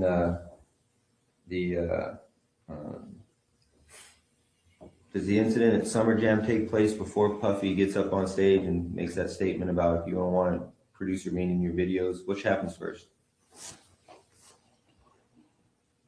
I don't know. I would have to check the date. Okay, But well, I'm quite sure that the Summer Jam happened first. Cause he got jealous because Biggie took over the record charts. You know what I'm saying? Like, bam! Biggie was, that One More Chance was hot. Yeah. So when you saw him at the Summer Jam, he wasn't mad at you for being with them. Like he was traded. He was just saying how you knew them. How So the fuck you meet them dudes? Yeah. He didn't really mess with you like that anyway. Didn't get mad at you, right? What? That wasn't an issue. okay, so you meet him there. Who was all at the that Summer Jam? Was Flint with you then? Was he out of jail? No. He was in jail. He was in jail. Zip was with you. Still, you know, your boy Win, the face that you love. Come on. Yeah. He's not even like that, man. No, he told me that. It's just a face he just love. Oh. I mean, man, my partner, man. I've been with that dude for 43 years, dude. Give my number every day. Oh. Man, show him some love. Right? He ain't like that, man. It ain't like that. I don't know. It ain't like He's just trying to help himself. I'm saying, I didn't even say that, man. Just let it go. Right. Move forward. Leave him alone. That's my dog, though. Fuck it. Y'all say him? I got to. Shit. He gave me the hug of my life. Really God. You gave him the hug of your life. He gave me the hug of his life. so when you're at the Summer Jam, you're up on stage and Puff is there, right? Yeah. Suge says, hey, how you know these guys? You tell After him. we leave off, he was on the other side of the stage over here. And they left off this way. When I came back, went back to the stage, he was like, "DVD, let me know that." Went over there, and he told me, "Man, how you meet them dudes?" Same way I met you, motherfucker. Yeah. He don't know I helped his ass out a lot. Okay. Well, when you say same way I met you, I'm assuming that you know these guys because of the drug trade. Is that how you knew Suge? No, I put in. What? Man, I started that music industry. I mean, that death row shit, man. With Pat? I did the work for that shit. Okay. All right. Well, we'll get to that. But that hadn't even started yet, really. In 95, you've already got some kind of little, you've got your relationship with Suge because of the money that you gave him from Pat, right? We've been knowing each other before him and Pat even met. We was little kids. Same neighborhood. No, football team, Great Compton. Okay, well, that's kind of gonna be a different issue. Let's stay on track here. So after the supervisor, you say that to Suge, and then you walk off. Everything's cool. Was Puppy scared of Suge at that time? No, he wasn't scared. Okay. Yeah, dude. Then one day, me and Zip rolling up Greenleaf, the phone rang and he wanted to speak to me. Like, man, you think it's cool to come out there for our concerts? I said, why not? Why you can't come? I'm about Big Boy CEO. I'm like, man, that dude ain't nothing. Come on. This is Zip on the phone with you? No. Okay. Zip, he called Zip home and I was in the car. Said, your boy want to speak to you. Hey, man, you think it's cool to come out there? I'm like, yeah, it's cool, man. You know, just give us like 40, 45, 50 tickets. So Puff calls Zip's phone. Zip gives you the phone. Yeah. Puff says to you, is it cool to come out there? Yeah. You said, yeah, just give me some tickets. They give us gang of tickets. So he didn't give you no money, no security, nothing like that, just tickets. He gave us some tickets and I brought the crew. You know, yeah. We went up there deep. They didn't show up, you know. And that's the big concert you're talking about, the tour that they were on with Jodeci and all that? This was Anaheim. This is when we brought out the choruses. So that's the Anaheim. We went about 12 deep to the one in San Diego. 12 cars? No, like 12 people. Yeah. And you're saying he didn't show up? You're talking about Suge? Suge, they didn't show up, no. So no problem at the concert. They're having a good time. Pop bottles already out here the whole time. When nothing else happened, no of the events happened, no problems during that time, right? Right. No problem. Okay. You and Zip keep doing what y'all doing, no business or whatever. What's the next little thing that might have happened? You know, as time went by. Because by then the beef should have jumped off. It's already been coming that way. Yeah, that's where it started. I think the boy in Atlanta got shot. Jake. That Suge partner from I think he's from Capitol Park. Yeah.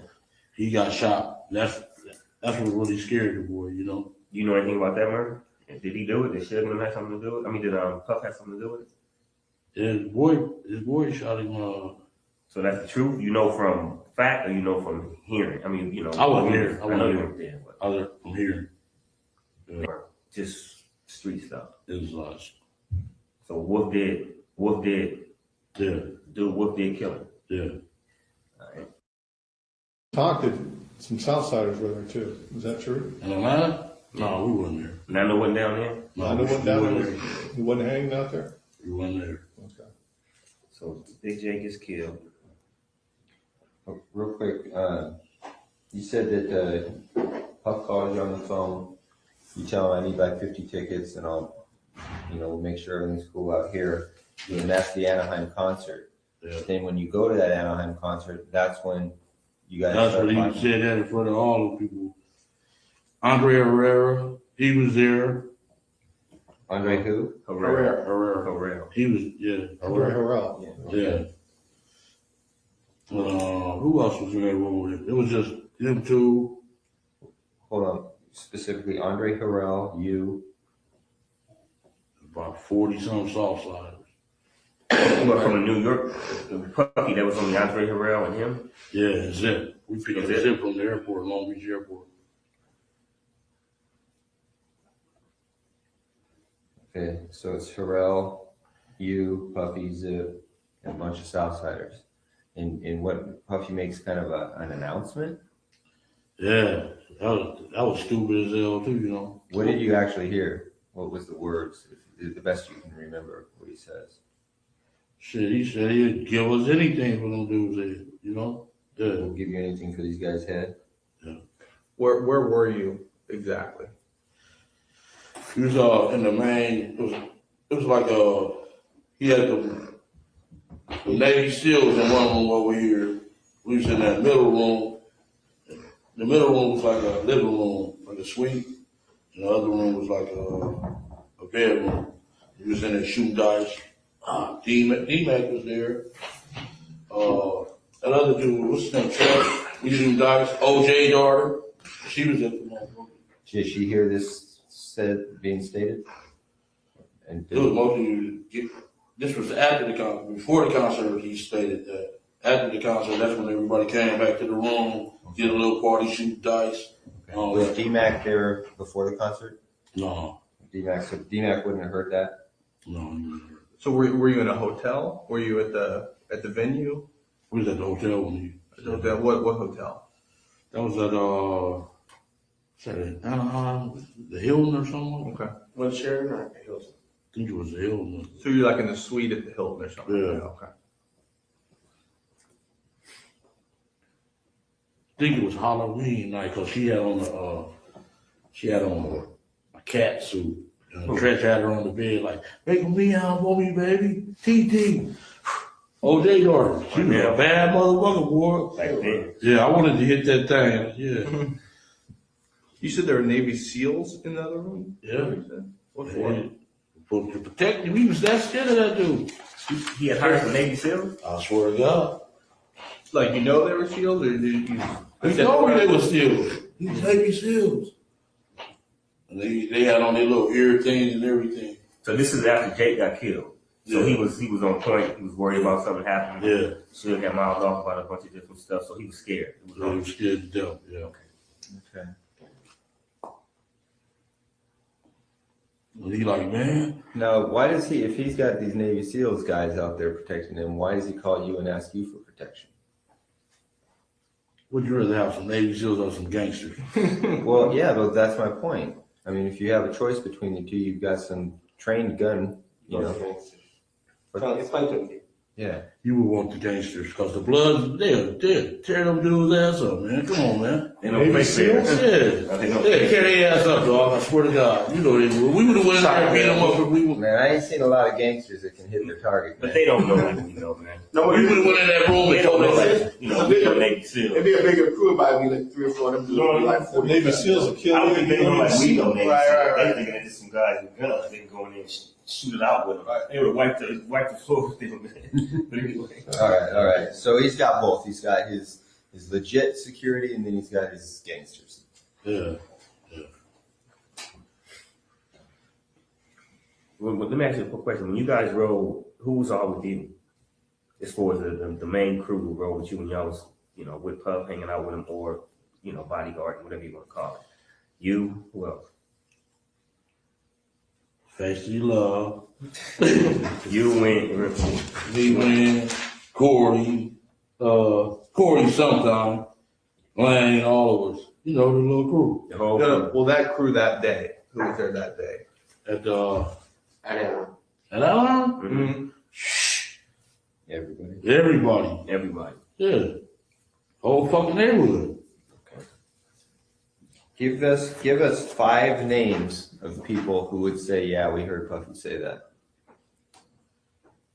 You don't have to come from. They don't. Al, Corey, Wynn, Third Rock, all of them was tell you shit. I'm quite sure they did told y'all already. Al, just all the main crew. Was Duck there? Was Duck there? No, he wasn't there. He was still running. Okay. Bram, none of them, the G's from the other side went over there. No. It's your crew. Yeah. The Birds, right? Because this Anaheim thing had to be after. This would have been after Big J got killed. Yeah. After Big J, right? Yeah. That's when it heated up, huh? After Big J came down in Atlanta. Yeah. But just to make something clear, you said previously, one time you went down there with 12 people. Is that different from That was in this? San Diego. Okay. San And that's Diego. after Anaheim. This is before Anaheim. Okay. Before Anaheim. So Anaheim was pretty much the last big concert you guys went to, and that's when all that stuff happened. As far as Puff saying, I give y'all this. Yeah. Okay. Then we went to Vegas at the MGM. They got pictures and everything. Should. Vegas at the MGM. They got pictures and everything. Should. Magic Johnson that gave a big party out there, and we went to that thing. Were they there? Who? Puff and them? Yeah. That We was smoking Vegas. weed. I ain't never seen them over smoking weed in the MGM like that. But man, y'all is crazy as hell. You know what I'm saying? They smoke it wherever they want. Yeah. Had the thing rolled off.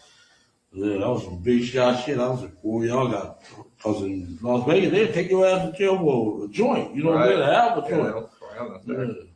No, Sorry, go ahead.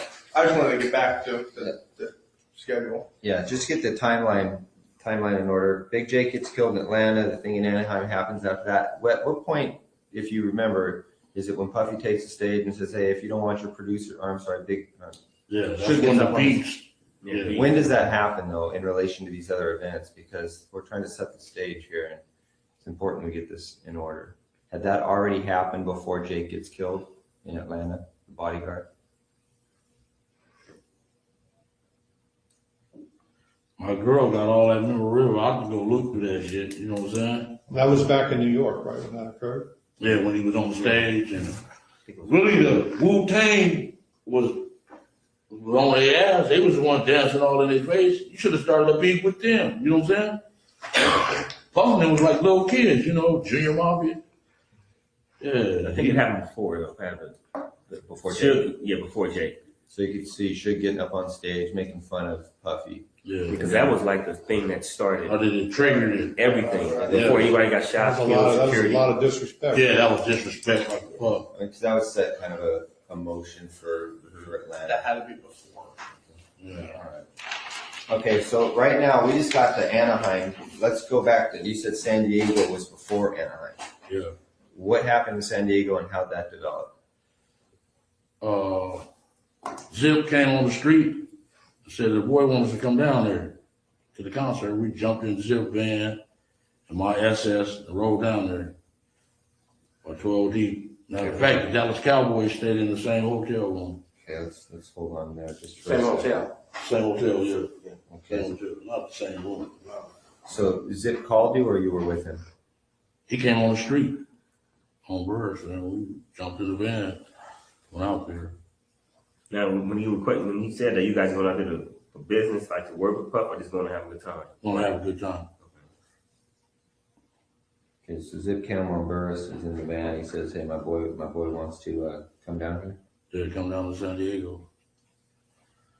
And then from that point, when Zip tells you that, you guys leave that day, or is it? That's second. Oh, Yeah. okay. So it's that day you guys go to San Diego. Yeah. All right. Who drives down there with you Could drive down there with me. in the van? Shit, I was in my own car. It was me, Lane, Big Dre, and somebody else. We jumped, and everybody else jumped in the van with him, the party van. What color was that van? Black. Is that a different one than the one in Vegas? Maybe you said he was at Van in Vegas, so it was the same one. No, he was in that black Benz in Vegas. Oh, Benz. Like the end, so. Yeah, he said Benz. Mercedes-Benz. Okay, but you did say something about a van in Vegas. We'll get back to that. But you said everybody's in a van acting like a bitch. Oh, that was it. That was a renter van we Okay. No, it's cool. All right. So Dre, Lane, Davis, you're all in what car? You had the SS Pump. and everybody else gets in the van with Zip. Yeah. And you guys go to San Diego, and where do you guys stay? Wherever I don't remember the name, but the Dallas Cowboys that played the San Diego Chargers that weekend. Was it near the water or was it on the Main Street, the gas station? There was a Sheraton or the Hilton. You remember seeing water? Was it off the water? No, it was that night.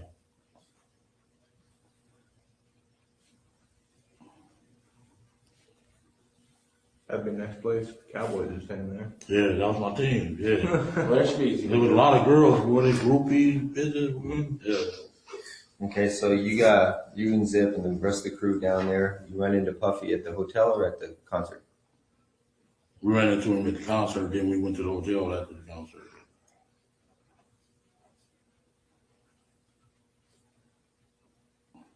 You kind of look like Emmett Smith. You could have used that. Yeah. Yeah. Okay, let's go back to the hotel. And how's that? What discussion regarding Tupac Shakur? What happens there?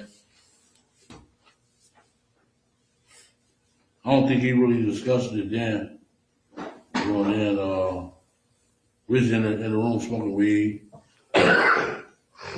and the little total brawl. What's her name? Keisha with the Panther thing. She said all of them laughed. We just having a good time that night. Okay, so no discussion about, I just want to ask a question. I'm curious. Who paid for your rooms when y'all was there? Like when y'all go to the hotel, y'all already had rooms for y'all? No, I don't pay for it. We had money, man. Them Oh, dudes. y'all was paying y'all stuff. So they were just getting started. We, Oh.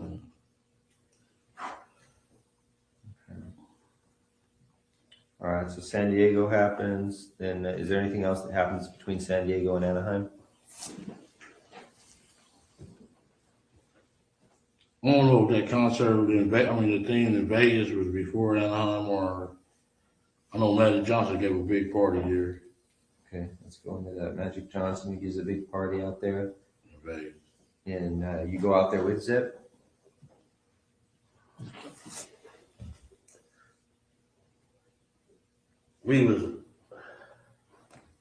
We stayed in Treasure Island. That was a Holyfield and Douglas fight, was it?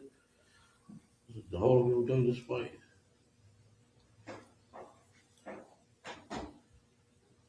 The night Fan Man. You know, The Fan Man. Holyfield Boat, wasn't it?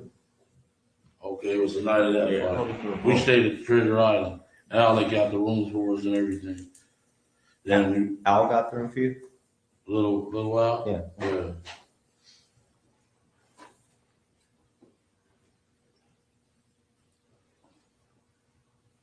Then we went and met him at the MGM, him, Zip, and Biggie, all of them was there. What's the- Lance. I'm sorry. When's the first time you met Biggie? First time I met Biggie was in San Diego. The San Diego concert and everything? Yeah. He was in the room with y'all or whatever? Yeah, smoking weed. Was, yeah. That's the first time all y'all met him? Yeah. Okay. Good question. Break and then All right, play I was- second half. You've read my mind. I was going to do it at about 3 o'clock, so you beat me to it. We're going to take a recess at this time. During the recess, you are admonished not to talk or converse amongst yourselves or with anyone else on any subject connected to the trial, or read, watch, or listen to any report or commentary on the trial of any person connected with this case by any media of information, including without limitation, newspaper, television, internet, radio, or form or express any opinion on any subject connected with the trial until it is submitted to you. We'll have you guys back here at 3:15. Please rise for the jury, everyone.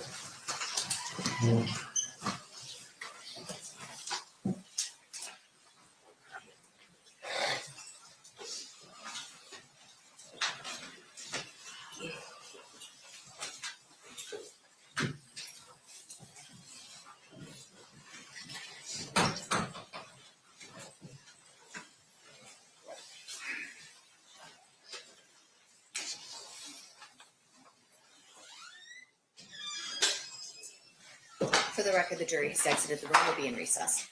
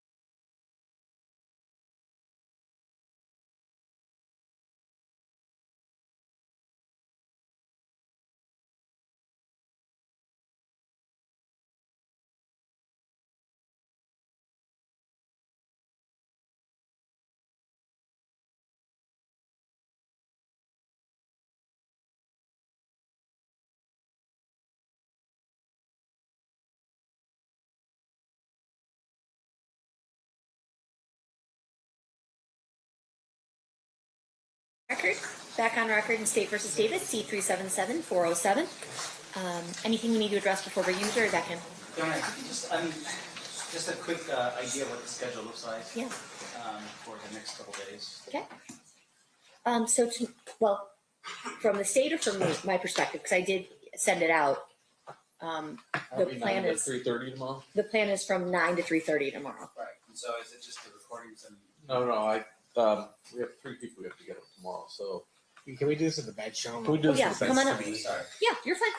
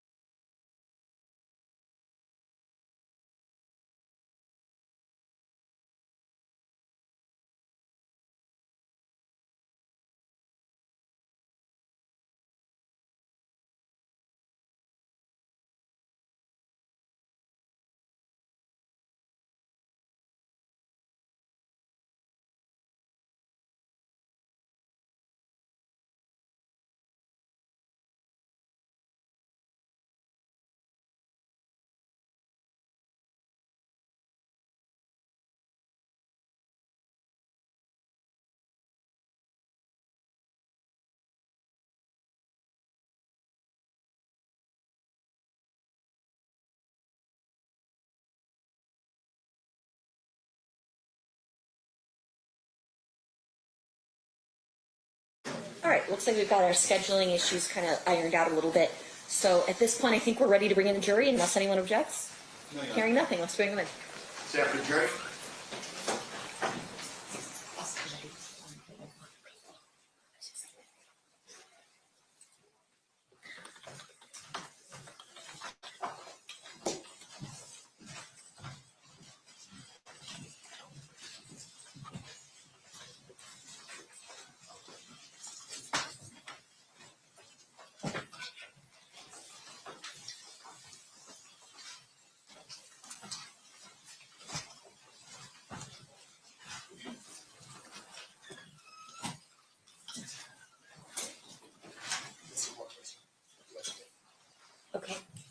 We have one juror still in the restroom, so everybody can be seated, and then when our other juror comes in, just rise for him real quick.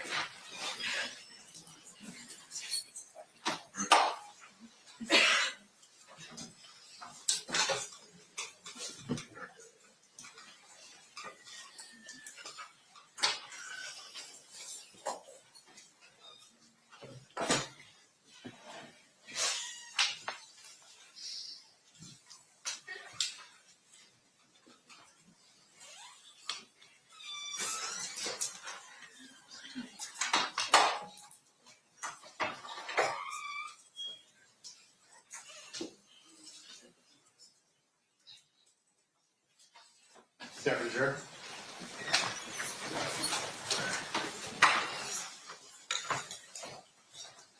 Do the parties stipulate to the presence of the jury? Yes, Your Honor. You may be seated. All right, it looks like we are still in playing Exhibit 117. State, you may resume at this time. Thank you. Okay, so no bureau got you guys the rooms at Treasure Island? Yeah. Okay, and it's Magic Johnson party you guys to go to. It's a Holyfield fight. And you remember it? Who's fan? Family guy Came down in the ring. Remember? Oh, yeah. Oh, yeah. Yeah. That's in the ring. Got beat down. Yeah, they beat his ass. Rock, Newman them beat him up. They beat him down. Yeah. Dude, bro. I didn't realize that. Sucks to be an idiot. Just playing a joke or something. Oh, man. Just threw off their rhythm, man. They be ready to go. And this will come. It's either him. It was either him or Buster Douglas. When Buster Douglas lost to who? I think that was Bo Holyfield because it was a big fight. And I remember Rock was Bo's trainer. Yeah. So, I'm pretty sure, I'm Well, check on it, but. I was with my other girl. And we all went down to the MGM with our bottles. After the fight? After the fight, yeah. Was it Buster Douglas and Holyfield? Was it that fight? We'll figure that out. We're not that detail's not important. So you went to the MGM after the fight, and is that whose room's there? No, we just met in the lobby by the bar area. And boom, he like, Magic giving the party. We all stormed over there. That's what Puff said. Max giving the party. Then Yeah, let's go over here. And Big was there too. Big was there. Lance, all them dudes was there. So Puff and Lance were together too. I mean, they were in the same crew. I know they ran together, but anyway, go on. That's all right. And that's when they was about to fight. Lance and Puff Okay. got in each other's face. His little gay ass, cause he had the money. Yeah. Was D-Mac there too all the time? I don't think he was at this one. I don't think he was there. Okay, so Puffy then, okay, so you go to the party, and then is there an opportunity where you guys talk with Zip and Puffy again about Tupac and Suge? I know he said it at that room in Anaheim and a couple of times at Greenbacks. Okay. Yeah. Okay, so I'll just bet you don't recall. Excuse me. Yeah, and when D-Mac told me that Zip got the money, oh, man. Okay, hold on. When we get to that, Yeah. that's a good point. We got to work our way up. Okay, so this, you remember when that fight was as far as dates? And now we're getting into what, are we in 96 yet? No, it's still like 94, 95, right? Late 94, early 95. Oh, yeah, when that fight happened. And then that's the same time, in the beginning, I think, of 95, when the BET award season is in the beginning of the year, Suge said that fight came along. That was the Source Award, he said that. Yeah, but you know how the awards started, January, February, March. And then the fight was in the summer, wasn't it? Wasn't it a summertime fight? Was it hot out there? I think it was winter. So end of the year, end of 94. Yeah. It was Buster Douglas and Holyfield. Okay. Fight. Yeah. All right. Okay, so discussions regarding, I'll give you anything you guys want to to take care of those guys, that's like a year and a half, 2 years before it ever actually happens. Maybe about a year. Well, he's 6 killed months. in late '96. Yeah. So that would make this, it would have to be late. 95, late 95. Okay, yeah, that's what I'm saying. So it's towards early in the year, the beat starts, comes all the way around, the summer go through. Okay. John Tell us what happened that made it something other than just him frustrated and boasting. Now, I'll give you guys anything. I mean, what made it a specific, like, hey, I'm serious. I want you guys to kill these guys. I mean, when he told me the greenback. How'd that go? Like, what was the conversation? And who's he? Who? Puff said. Yeah. Okay. This is specifically at greenbacks, right? Yeah. How's it go? How's the conversation go? I mean, okay, listen, I'll do it, but I need $500,000, or, you know, I've got somebody who will do it, but I need 300. I mean, we need really specific details regarding that. Yeah, we wanted $1 million. All right, so you meet him at Greenbacks for lunch or dinner or what? This was dinner. Okay. Who else was there? Shit, all of us, Corey, everybody. And everybody's listening to this All of conversation? Huh? Everybody's hearing this conversation between you and Puff? What he talking about? Talking to me. We had went downstairs, because when we got there, we was laughing at him. Because he was with this broad that sucked dick, that sucked every dick in there. He all hugged up, kissing with her. We was laughing like a mother. Like, man, what you laughing at, dog? Man, don't just come out here getting any broad, dog. You know? I took him downstairs, and he's like, man, I gotta get rid of them dudes, man. It's gonna be a problem. Is Zip there with you? Yeah, Zip was, yeah. At that conversation? No, you weren't at the conversation. It was just me and him. So he tells you seriously, man, I need to get rid of these guys. And he's looking at you in the eyes and he's like scared. Yeah. He's scary, dude. Still is, huh? Yeah. Now, when he asked about it, he always said both of them. What he said should mostly, or he just always talking both of them. That when he had his boy on after he made the record. But before that, it was just should. Yeah. And then after Hit 'Em Up came out. Yeah, that pissed them off. So he's like, kill both of them. Yeah. So there's gonna be two separate conversations then. Yeah. 3 and 4. Or yeah. So was Anaheim was just about Suge? Anaheim was about both of them. Okay. Anaheim was about both of them. And he said it in front of all the people. I couldn't believe it. You know what I'm saying? In Anaheim? Yeah. Whole room full of Crips. You know, they motherfucker go after his ass. Yeah.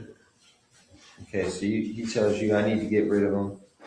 At Greenbacks, you and him down the stairs, and you tell him I do it for $1 million. Yeah. Then when that shit popped off, he Zip like, shit, this y'all perfect, you know. Yeah. I'm like, man, we ain't got no pistols. He came over with pistols. Okay, so he says, you tell him we'll do it for $1 million, and he's like, okay, I'll do it for $1 million. Yeah. He agrees. You shake on it or something like that. Yeah. What happened? Gentlemen, he like, man, we'll wipe the ass out quick. You know, it's nothing. So that done, you know, that's easy. Did he front you any money or anything? No, he didn't. But after it happened, he called what's the name? Zip. Is that us? That's us. And the broad was even calling Faith. Yeah, that's us. You know. She wanted the gun too? She was calling Zip. Is that us? That's us. I'm like, yeah, that was us. Was Keffe, I'm sorry, was Biggie ever involved in any of these conversations about hitting Tupac? Okay, it was always just Puff and Zip. Yeah. You think he knew about it, or he was just like, whatever, he's doing his own thing? He was like doing his own thing. Lance kind of kept him kind of out the window. Yeah. So this is all Puffy's doing. Yeah. Puffy was scared of the dude. Period. Okay, so you guys make the deal for that, and then you guys aren't out in Vegas then with that intention. That's not why you're in Vegas. we've been going to the fights since Pat days, you know, the 80s. So y'all geared up to go to Vegas, and y'all was going anyway, not even knowing who else was gonna be Don't be down there there, with nothing. not knowing if Pac and shit was gonna We be ain't down got no pistol. We ain't got no pistols down there, and shit, it was right there. It's a perfect opportunity, baby. there. That was Zip talking. Yeah. Because of what happened with Duane? Yeah.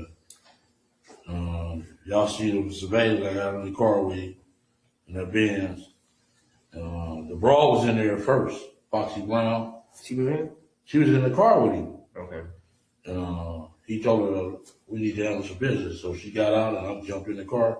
He had a little secret compartment. The thing popped out. Okay, let's work up to that real quick, because that's important. Well, but there was, he said that you were there was numerous conversations, the first one taking place in Anaheim, another one at Greenbacks. Yeah. What other conversations took place where you and Puffy were talking about, doing this stuff? So fucking long, man.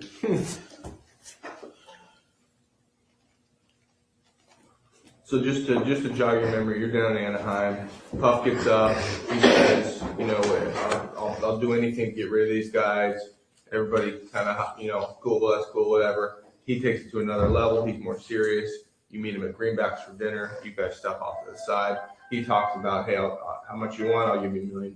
Yeah, we went downstairs. You say, cool. Yeah. Consider it done. All right. Now, what conversations between Anaheim and that conversation, or that conversation and the incident? Any more conversations in there about getting it done? On the phone or in person, either one? Does it ever call you on the phone? No. I know after it happened, he kept calling, that us? Yeah, that's us, motherfucker. Yeah. Did Zip ever try to push it like, hey, the boys still talking about, getting this done? Yeah, he just said that's our perfect opportunity. That's it. But in between, he never said nothing like he was trying to almost broker it. Like, yeah, I talked to Puppy, asked him, y'all gonna do that still. No, he just said that. Who brought up the amount of $1 million? Shit. He did. Puffy did? Yeah. Okay. Wasn't you? No, it wasn't me. I'll shit. $1 million, I'll take it. Yeah, take it for 50. You know what I'm saying? Shit. So he brought up them $1 million. Yeah. Them project dudes will kill your ass for 1,500. You know what I'm saying? Shit.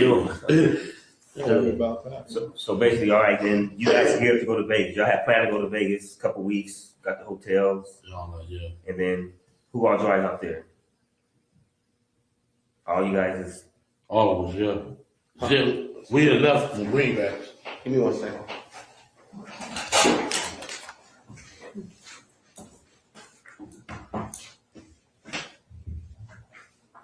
No.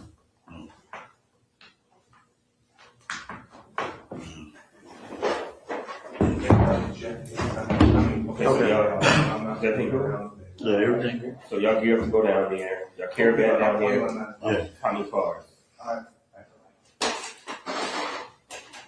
We went to Greenbacks. It was me, Zip. It was Zip drove that van. Kevin drove that van. Mm-hmm. And I drove Kev? Yeah. Okay. And I drove what was that, a Malibu or something? Not a Malibu, but a Century. What's that, by Buick? Buick Century? Yeah, I drove the Renner Century. And y'all left from Greenbacks like about what time? A couple days before? Maybe about, was it Thursday night? I think it was a Thursday night. We left from there. Fight was Saturday. Okay, it was probably Friday we left. Friday evening when Zip looked like he got picked up by a helicopter as fast as he got there to us, so once we got there, started kicking it, partying and all that little shit. Y'all staying at the Monte Carlo? Yeah. Okay. And who got the rooms for y'all at the Monte Carlo? My wife, it was in my wife's name. Okay. Y'all pay for them? They had comps. Lane had comps at MG, not the MGM, but Excalibur. Because of gambling. Yeah. I'm sorry, Greg. No, that's fine. I got thrown off track for something. We were in Greenbacks. They have the discussion, everything. How long before you guys go to Vegas is that?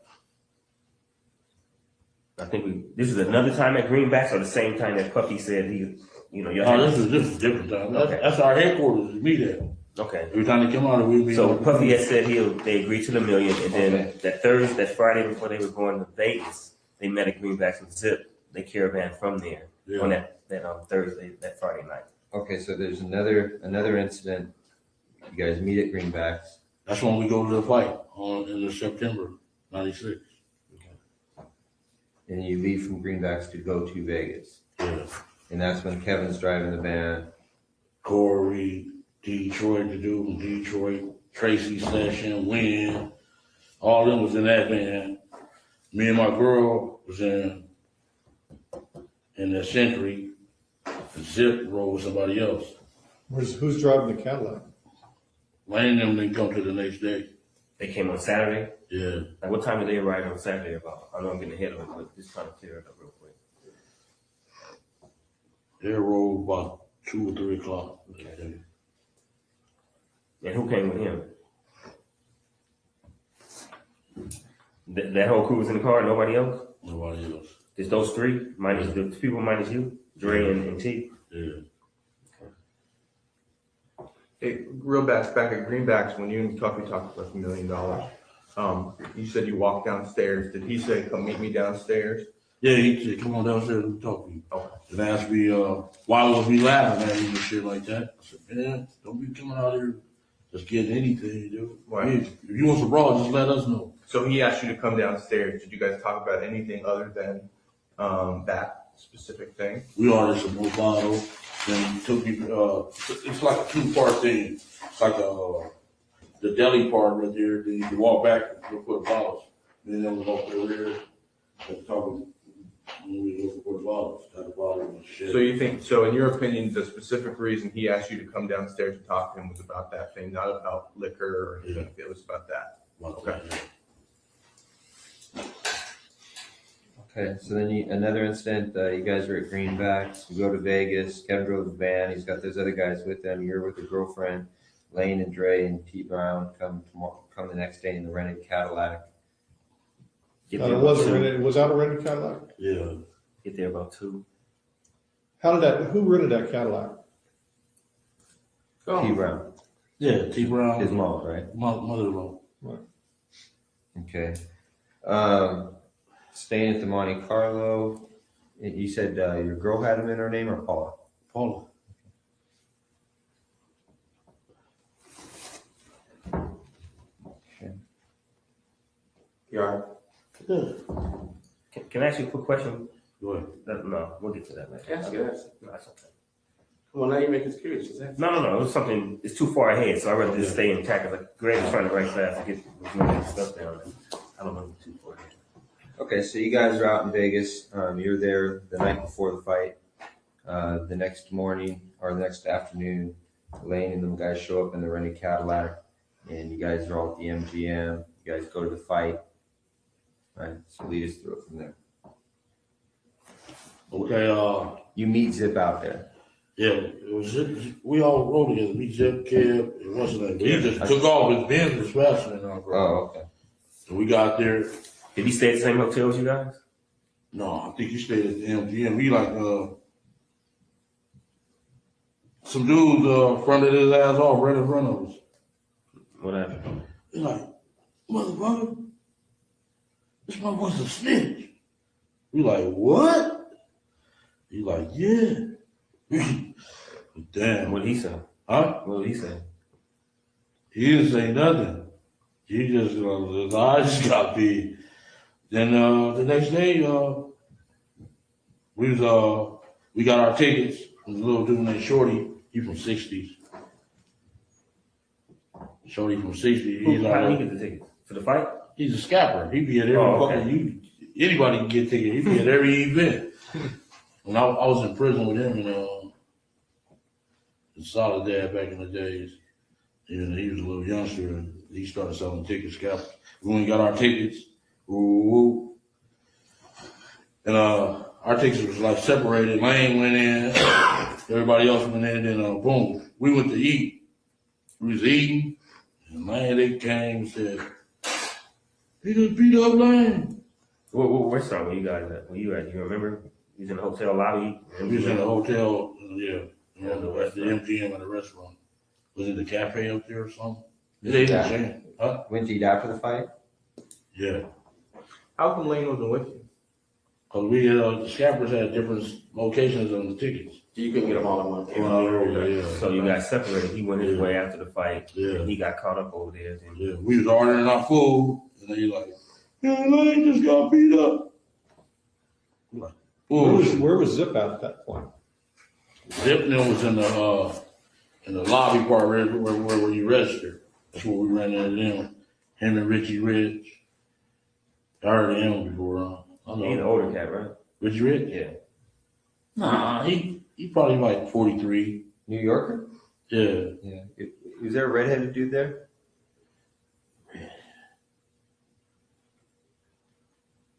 I know Richie Rich was there, and Richie Rich. There was a few New Yorkers though with Zip. Like, man, y'all need some help. We got this.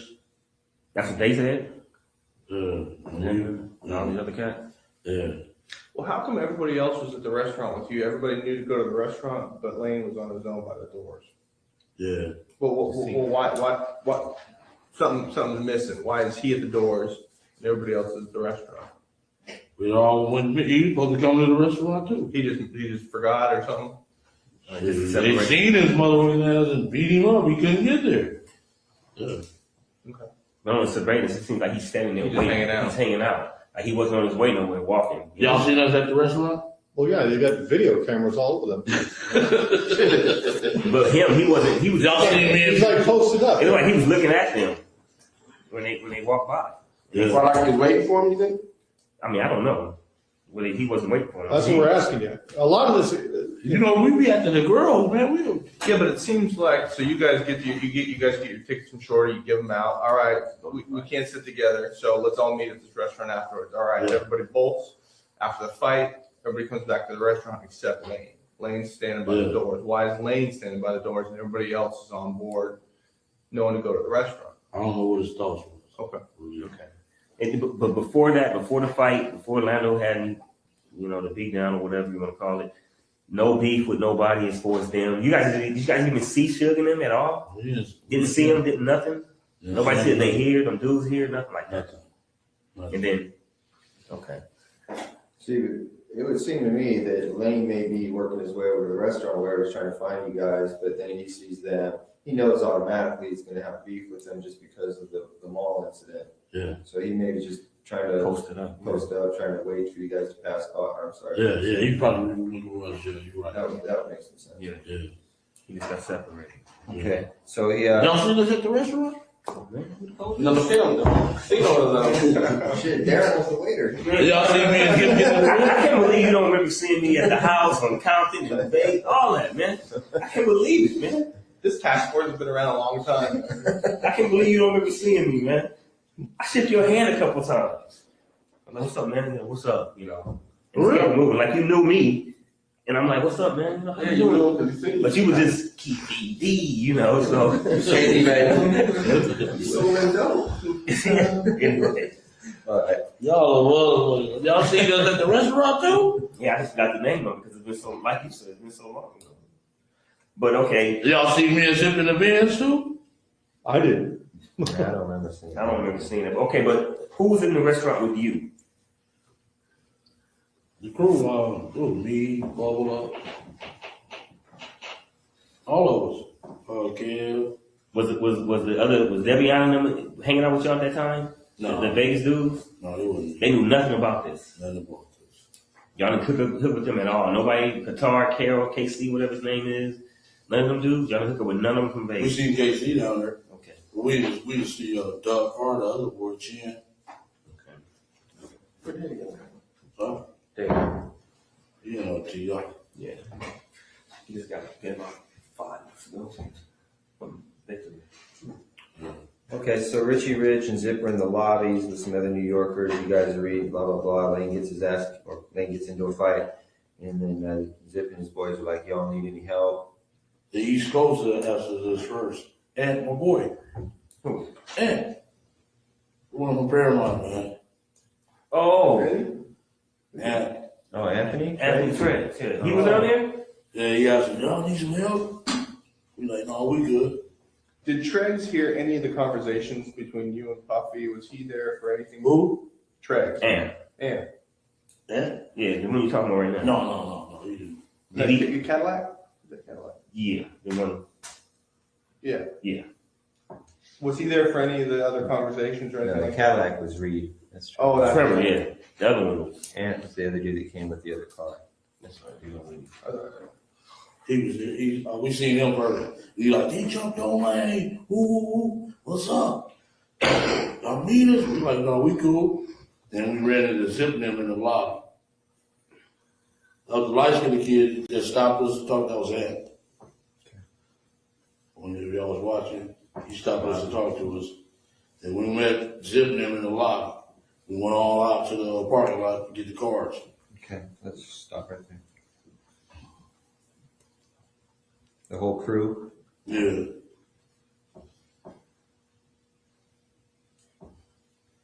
Alright, you get cars and then Zips in his Benz? Yeah.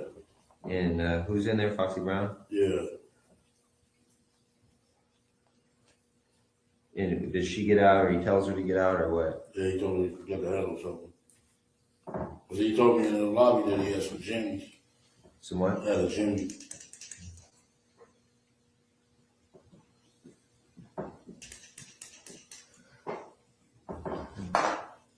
You need one?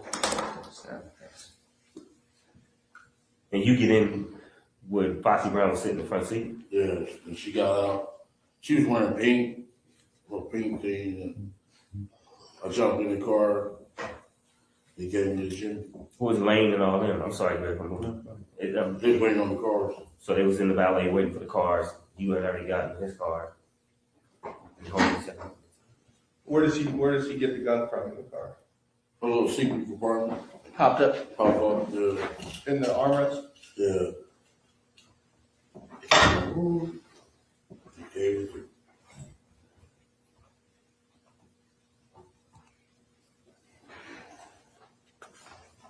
Was it a Glock? Yeah. 40? Yeah. And I ain't ever told nobody this story. Doesn't it feel good, man? Get it off your chest. It's been weighing you down, man, over 20 years. I don't know who. Can I ask you one question though? Oprah's gonna be like, Mr. Davis, we really appreciate it. And then you give me like this, read my book. Hey, I just want to ask one thing though. One thing. Y'all heard that story before though. Before I told you. Not that part? No, never heard that part before. I haven't. About Zip? I knew about Zip. You know about Zip. Gave the gun? We done that. Yeah, but not about the pop-up thing. Pop-up. No particular things in between. But we're on track. I'm just saying y'all knew. We knew Zip had given the gun, but we didn't know that you went to his car to get it, so. Stuff like that. Let me tell you. This dude punked me though that morning in the garage though. I ain't gonna lie. You got me good, dog. I ain't gonna lie. You gotta pray, we good, he good. He like, well, that's some shit gonna break your heart. Gonna break you to your knees. That's what bothers me. That's what got me, dog. Other than that, I would have went out hard. I'm gonna lose my house. Fuck them. You know what I'm saying? Yeah, but that got me though, dog. He said, "Some shit gonna break your heart, gonna break you to your knees." I already knew what it was. I said, "Oh, they got me, dog." I gotta write that one down, man. Put that in the book.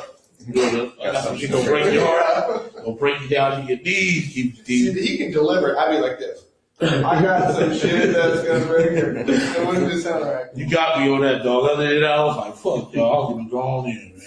I know, I am you. I know how you think. I'm from the same place you from.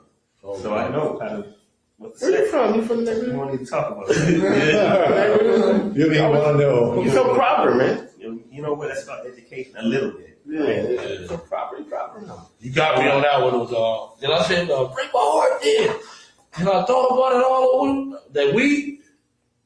I said, "Oh, they got me, dog. They gonna give me the death penalty." Yeah, man. Yeah. It's a little stretch, man. Yeah, it's been a stretch. But okay, where we at, Greg? Okay, so we get the gun out of the armrest. Zip gives you the gun. It's a 40. I assume you check it, loaded. You get your own ammo. How's that happen? It's already loaded. It's already loaded. You just put one up. Okay, where do you go to? What do you tell Zip right then? What's that? Do you tell Zip, hey, we're gonna go handle this shit or whatever? Yeah, they asked like, do y'all want us to come? We like, we know where them motherfuckers at. They was telling us that they gonna be at the 662 club. Who was saying that? Everybody. Everybody out there? Yeah, everybody.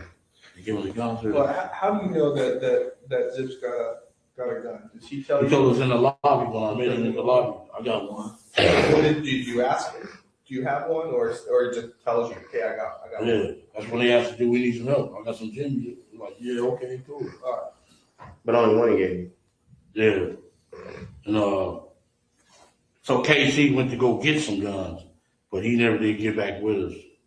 So it was a lot of people out there and asking you guys, Southsiders or Lando, like and who else? Just the East Coasters asked us first, the East Coast Crips. Uh-huh. Then the New Yorkers asked us. That's it. Okay. We like, we don't need help. We good. Yeah. Okay. Then you get the heat. You get out of the car with Zip after everything. What do you say to him? Like, man, we're gonna handle this. Like, yeah, we're gonna go ahead. He's like, yeah, it's your perfect time. You know. Okay. Then you jump out of the car, and then what happens? I got in the van with the busters. You know what I'm saying? Who's in the van?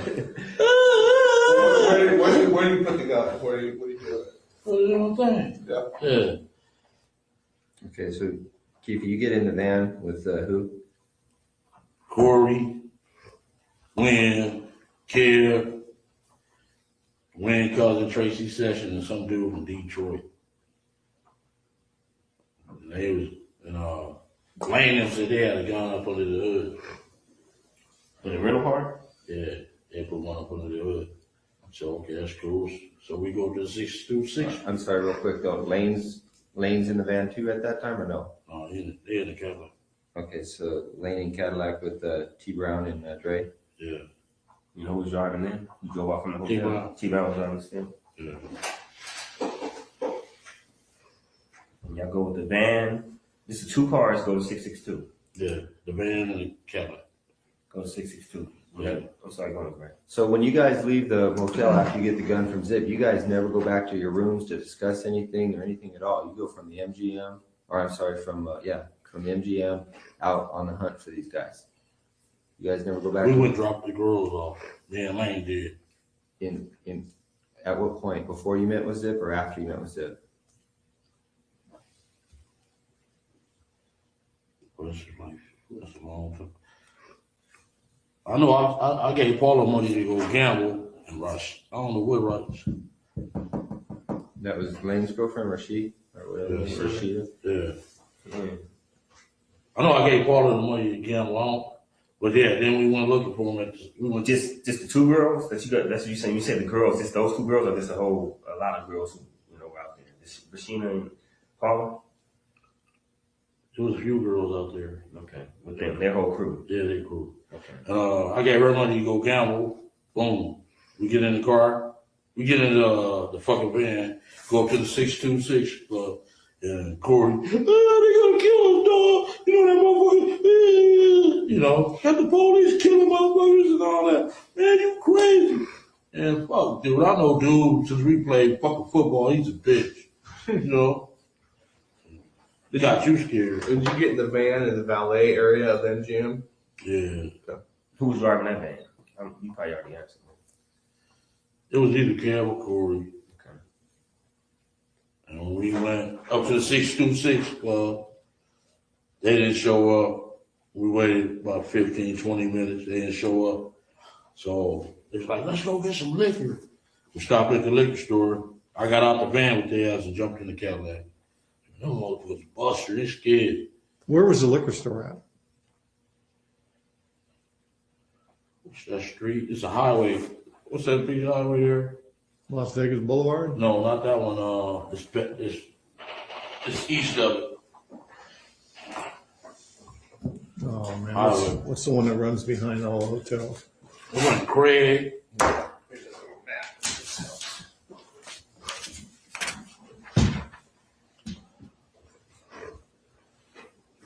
They may or may not be on that map. It's just the intersection where they kill him. Yeah.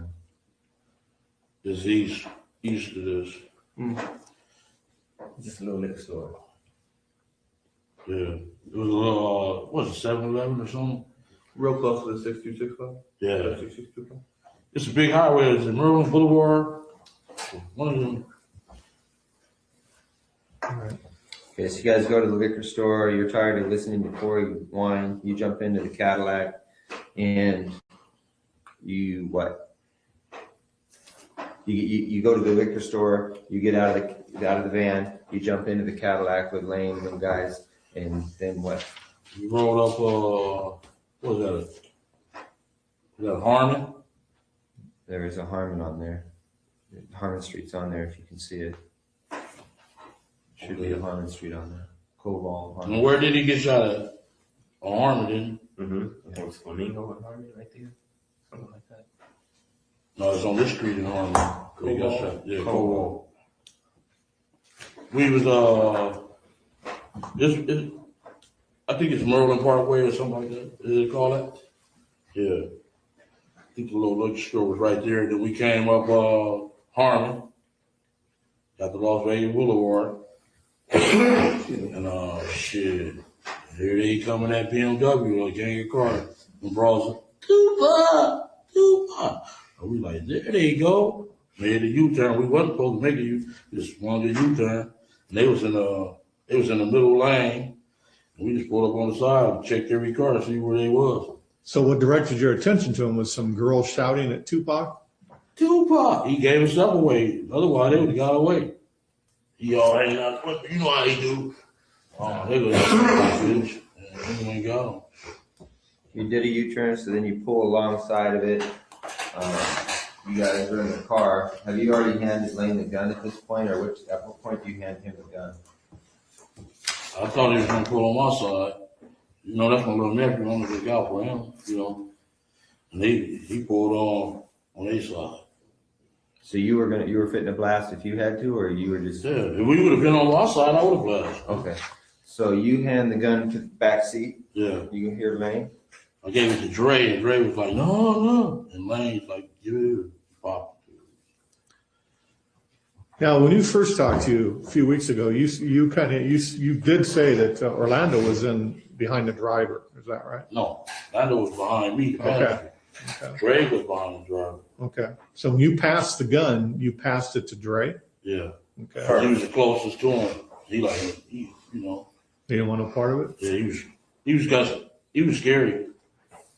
All right. I know he would be scary, but when I got out of jail, he said he was a bad motherfucker. Right. Yeah, I'm like, is that right?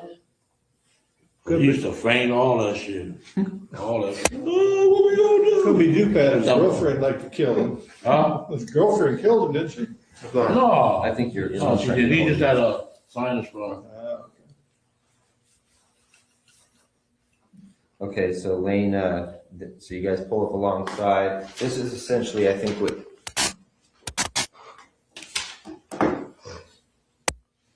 Yeah. You guys pull alongside. That's essentially what you see. Yeah. So you had. But he had the window open. The window down up. Oh, was it tinted or no? Or No, he had the window up. Okay. So he wasn't out yelling at the girls at that time? No, he was there, rolled back up the window when he went on up the street. Okay, Lane starts blasting. You say Suge looks over, he sees you. Yeah. He looks right at you. Yeah, he looked at me. Okay. Why are you looking right at me? Fucking known each other since we were 7, 8 years old. When he looks over at you, and then, Tupac's busy getting shot. Evidently, the story is Tupac's trying to either get out In of the the back seat or something. Yeah, what do you see happening inside of their Jumping in. car? I seen a bullet going Suge head. I thought he was dead. You see He his wasn't head? scraped, something in the head or something. He a piece of glass went into his neck right here. And he had a thing in his head. Yeah, a little gray. Yeah, he got a graze on his Yeah, I thought he was dead. Okay. So, I'm sorry, did you guys stop the bowler stop the car and just let him get off? Yeah. Then we made the right. Okay, but he stopped what you said. Why he boom, boom, boom, got off, then took off. And we made the right, and some brawls in the sea breeze was following us. Stupid bitches. And we shot their window out, and they stopped. So Tupac's trying to jump in the back seat. And what's Suge doing? Just ducking? Ducking. He couldn't really duck because he was too big, you know? Yeah.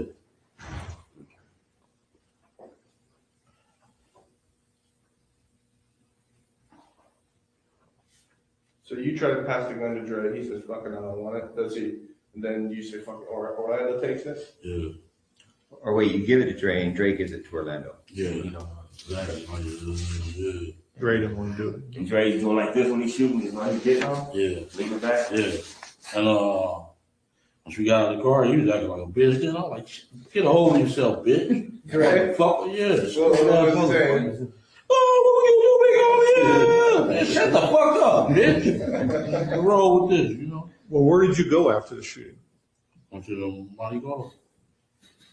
Do what? Real Before we quick. get there, yeah. Okay, so the shooting goes down. He's trying to get in the back seat. Suge's ducking out the way. You guys pull off, and followed by Sebring. A sea breeze, some broads. They ain't call y'all or nothing? The broads? I don't know. Can't get you. Hey, come on, man. We were talking about it. Man, we've been doing this so many times, man. Sebring. It all comes out. Lane starts blasting back on him. Yeah. So he had bullets left. Yeah. How many rounds did you say he shot in the Tupac in the car? If you had to, About 6 or so. 6? And how many times did he shoot at the girl? Twice. Just twice. Okay. Afterwards, when you guys are rolling, just rolling to the hotel, you go straight back to the hotel? I went to park the car by the carriage house. By the carriage house? You dumped the car and just left it there for, We left it there at the carriage, it's a parking lot on the opposite side of the carriage house. We left the car there and put the gun on the tire and left.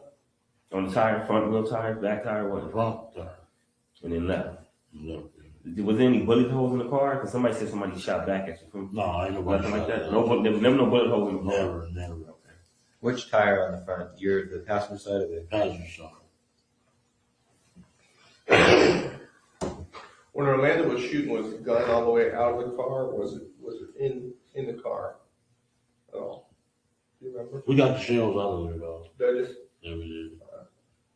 On your way to park the car? When you were leaving to go park the car? The next day. Next time. Both did. So the next day, oh, you didn't go back the next day. We rolled back the next day. The gun was gone. The gun was on the tire when I left. The next day though. I got in my car was, well, I was in a rental car. I don't know what they did with that. Other than that. Oh, Keith, man, you just got this gun from Zip. You don't want him implicated in the shooting. Now you've got a loose end because you put the gun out there on the street like that. Could come back to Zip because we don't know and you don't know at this time whether it's registered to him, his people, whatever. That's kind of lame. No, that's not. He don't give a fuck about Zip. Yeah. He just Not done. at that time. No, he don't think like, you know what I'm saying? He ain't thinking like that. Well, why would you leave a gun? He's not thinking like, y'all thinking intelligent. Outside Like Las that. Vegas, They- you just killed, they just did a big murder. They're not thinking like that. You want the truth or you want me to tell you a lie? You want me to lie? No, I want the truth. Okay, we left the fucking gun on the tire, dude. That's all. That's all. That's the last time I seen the gun. That's the last time you saw Yeah, they don't think like that. You want me to lie? I can No. throw a We don't get us anywhere. I just can't believe you do that in Compton. What's No, that? that's what they did. They don't think like that. We just left it on the tire. I guess I don't know what T Brown did with it or whatever. What he got? It wasn't our concern. We did what we had to do. Boom. Plus they don't I drove think back in that. my. Me and Lane drove back in the car. Went on home. Immediately after that? No, the next day. So what y'all do At the gym. after y'all left the gun on the tire? Where'd you guys go? We smoke weed and drink. Yeah. Where? At the What? hotel? At the hotel. And party. Stay in the room? Yeah. Y'all see the surveillance? I don't know. Okay, the carriage, you guys park it in that parking lot. You walk or does the van come by and you get in the van again? No, we walked. Okay, you walked over to the treasure or the We walked right upside that Coca-Cola place. There's a little crosswalk that goes straight to the Monte Carlo. Okay, so you guys go back to your room. And they pulled up in the ambulance while we was standing right there. Take our bullshit. You guys on the street with We on Las Vegas Boulevard at the crosswalk, and they pull up the ambulance right next to us. with him in the car already? Tupac and Suge in the car. And y'all just This is close. Did they see him? He couldn't see out there ambulance because he wasn't really hurt. They don't care. See, we didn't give a fuck. We They know ran, what I'm they said. talking about the ambulance parked right here. Right next to us. That shit was funny as a motherfucker. So you guys continue, you party at the Monte Carlo, or you go someplace else that night? You strip club or anything like that? We was at the Monte Carlo. Okay. And you all four stay together? Y'all four stay together? T Brown and T-Brown, you and like Trey. All of us there, we stayed together. by that time the band had come back around. Yeah, they came back. They came back. They met you at the They hotel. didn't even know what we did. Y'all didn't tell them nothing. Y'all just act like nothing was going on. Nothing was going Let me on. say something real quick. It's weird. I know how, like the way Greg probably said it, like y'all just did this big thing, but to them, that dude's nothing. Y'all don't care about him. They act like, yeah. They just act like he's a big thing and nothing. They like, he's nothing. He's dead. And when we got back, the war broke out. Y'all come. Yeah, we'll get to that. So you guys go back, you just party, drink, smoke. It's not really discussed. Nobody's making a big deal about it. Everyone goes back to their rooms to go to bed. You talk to the girls about it at all?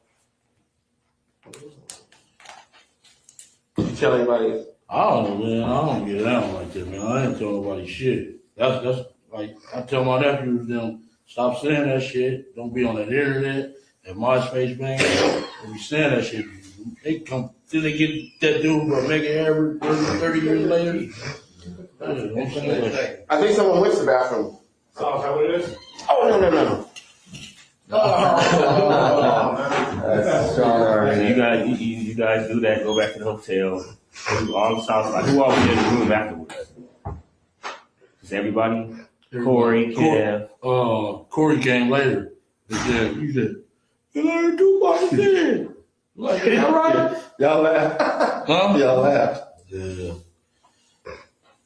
So he came in with the news that he brought the news that he had died. He thought he had died. Oh, yeah. They said they both shot up. Okay.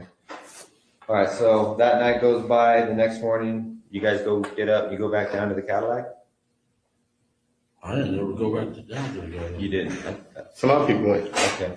T. Brown, he had to go get the car. Okay, I thought you said you and Lane drove back. Oh, we drove that a Century back. Is you and him? And your wife? And she was his girl in there too? I think she was, yeah. Okay, so 4 of y'all. Yeah. But during that night, after the shooting, was there any phone calls between you and Zip or you and anybody? No.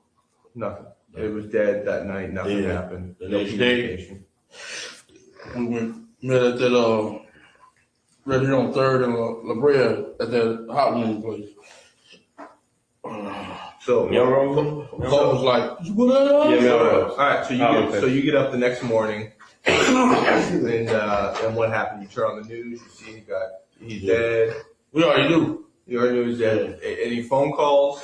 You call anybody? You call Zip? The next day, The next day, he was like, Zip called you, you called Zip. Called me. And he said, was that us? Poke him? Yeah. Then he called while we said, is that us? Yeah. Wait. So Zip called you and said, "Is that us?" Meet me at the hot wing place. I met him at the hot wing place. But you said the hot wing place is here in LA. Yeah. Okay, so let's go back to Vegas. So you're in Vegas. You wake up the next morning. Yeah. All right. You turn on the news. You see he's dead, or you knew he's dead. You get a call from Zip, right? In Vegas? Yeah, in Vegas. I'm talking about. Walk me through that morning. Who called you, or what did you do that morning? The next morning, someone called me. Probably was in Vegas too. Right. From Vegas. We left. We got on about 10 o'clock. Then I got a call once I got back to LA. And he said, come meet him at the hot wing place. He said, Poke him on that. And he told him, yeah. Okay, so let's go back to Vegas. What were you gonna do about the car? What was what were you gonna do about the car? Or what did you know was gonna be done about the car or the gun? It wasn't my concern. You didn't care about it at all? Okay. I got my mother-in-law had rented my car. I had to worry about her car, and he had to worry about his car. Shit. And I swear, Highway Patrol was gonna pull his ass over, man. Y'all was. Do you know if he had the gun with him still? I don't know. I know the Highway Patrol was on his ass for about at least 10, 15 miles. I know he was shitting bricks. You know what I'm saying? I'm like, damn. And you never know what happened to the gun. After T. Brown never talked about, No, I never knew. No. Okay, so you get back to LA the next day, Zip calls you, says, meet me at the hot wing place. Where at? In my Peaks. Melrose and Brand. You know where Peaks is? Yeah. Place is All right, so you guys go over there, Zip shows up, you guys, what happens after? What's the conversation with you and Zip? He said, Paul kept on calling, was that us? That us? And he told him, yeah, it was us. Faye called him.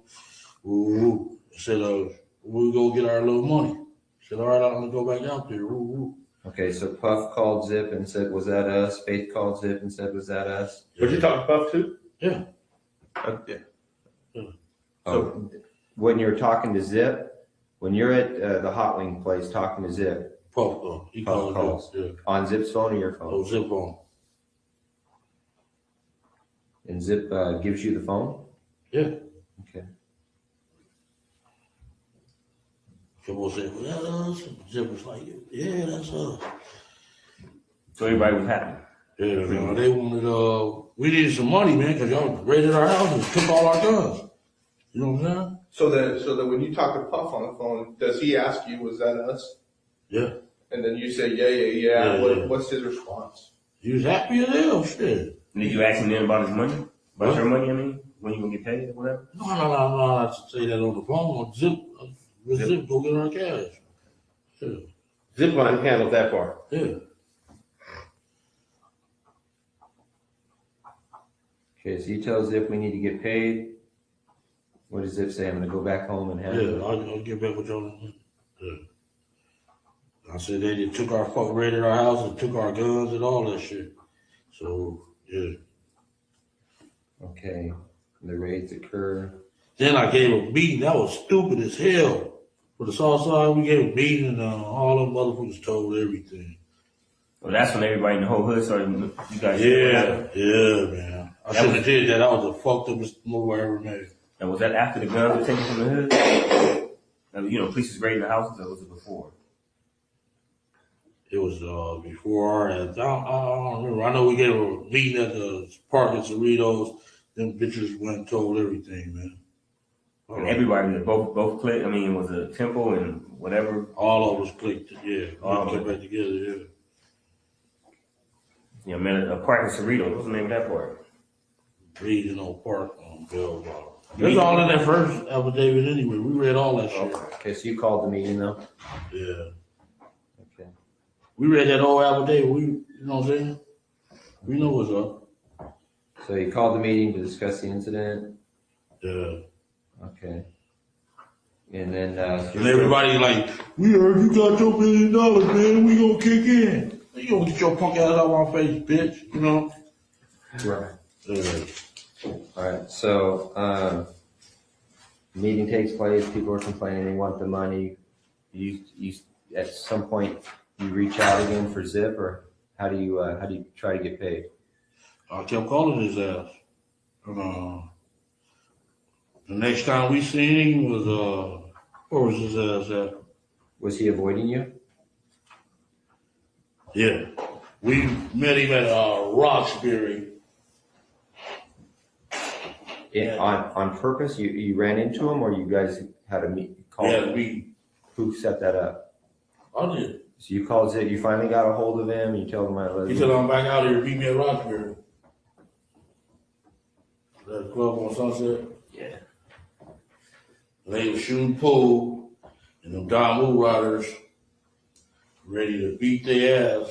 Who's they? Zip who up? Zip, D-Mac, who was that? Fleetwood.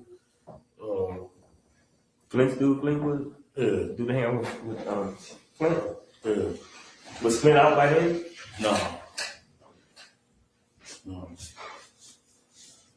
Okay, then y'all meet, and then what? We meet? Now, when you have a meeting, is D-Mac and Fleetwood all of them there with you guys? No, it was just me and him. I was talking to him. What's up with the cat? And they ain't gave it to me yet. And D-Mac told me that shit. He said, man, Zip got that money. He like, huh? He say that like though, because you thought he was still trying to get the money, right? Yeah. I'm talking about he told me this past summer. And what's they fell out behind all that shit. When you guys met at the Roxbury, how long how much time passes before, I'm sorry. After that, After Halloween place? No. After the shooting in Las Vegas, how long is it before you guys meet at the Roxbury? Like months? About a month and a half.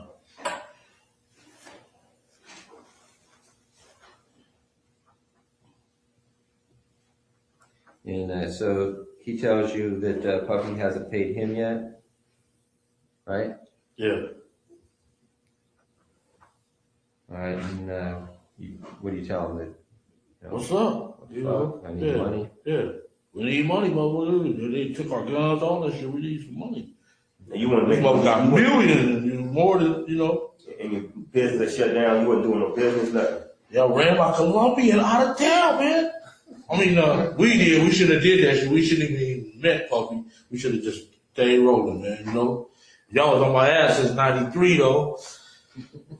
Gave us a good run. Yeah. Okay, so you at what point do you lose touch with Zip when you just realize you're not going to get paid? At some point you realize. Once y'all got on our ass, man, that watch shit, that was on our ass, man. Okay. So 96 comes and goes, 97, then you end up you pick up that case. 97, man, y'all after that shit happened, we couldn't breathe. You know that. Y'all put the heat on our ass like a motherfucker. Okay. And then so you end up going to prison. Yeah. Since you've been out of prison, have you talked to Zip? Not one time. And then what about Puffy? Not one time. Okay. I tried to call him several times though. That little daddy out shit. You got messages? Hell yeah. They didn't call back. I think if he would have just gave us half the money, you know what I'm saying? I would stay strong like Puffy. Okay. So a couple months ago, you say you run into D-Mac. And D-Mac's, he tells you. I like, man, call your boy, Cause they went to Howard together or something. I like, man, call your boy. He like, man, what's that still, man? What's Zip behind that shit? Zip got that money. I'm like, what? He like, yeah, man, dude gave Zip the money. Where'd you run into D-Mac at? What street is that? By your boy, the tall guy with the Cadillac truck. What street is that off of? Florence? The blue Cadillac truck, man. Oh. I'm at a lot. 1, 2. The 900 pounds. I don't know. Oh. We got a lot on our mind just like you, man. No, off of Topanga. I met him off Topanga at the 76 station. Yeah, Cadillac truck. Anything? Oh, yeah. Huh? No. You know what guy I'm talking about. Dudes, Detroit Pistons. Oh, You motherfucker. Oh, out there in the valley. That's where you run into Yeah. Darius. Okay. Let me tell you what he did to me. I'm gonna tell y'all another thing I knew something. Did I tell y'all? On the 40-some thousand. This motherfucker, I threw the money in the back thing. The motherfucker say, hey, let me talk to you, dog. I went over there and talked to him, and here y'all come. This motherfucker. I'm up on all that shit, dog. I said, this motherfucker got my money cracked. As I was thinking about it. He said, man, let me talk to you. Man, if the police hanging out in front of your house like that, I'm like, yeah. I said, man, that sound like the Fed. He like, yeah. I'm like, yeah. And sure enough, here come the car from by the school, and here come the other one off Glencoe. The car off the school threw us off. I said, oh, here come the popo. I jumped in the car, and here come that other car. Woo! Ah! Stopped right at me, man. And grabbed him, and he like, man, look at the gun. I'm like, you going to jail, dude. And he like, yeah. Dude handcuffed his ass, put him in another car, and let him go before us. I said, oh, that motherfucker snitching, man. Tell you, I'm up on all that shit, man. Y'all shit is easy, though. Yeah, they handcuffed me for it. Huh? There he go with his gun. I said, damn, what he gonna do? He need that for protection from me? That's some cold shit, boy. Well, let's get back to. Okay, you run into D-Mac in the valley a couple months, 3 months ago. Yeah, like August, summertime. How about this year? Yeah. and you tell him, hey, call your boy, call Puffy, Yeah. and he tells you. And Zip got paid. They fell out behind that old shit. Plus, Big got killed. Shit, I better not see his ass. Okay, they fell out behind what? Behind the money. They behind Big got killed 6 months later. I thought y'all had a store. I'm missing something. Puffy and Zip fall out, right? Behind him making the payments to Zip. Zip keeping the money. Zip kept the money from us, bro. And he didn't give it to them, and then Big got killed. Yeah, all that. I thought y'all had our back. How do you suppose Puffy found out that Zip didn't pay you guys? How does Puffy know? I guess he knew. When, I guess. When seen him a couple of times. Yeah. Oh, no, he seen the Warrior. Buck. At one of the Snoop parties out there.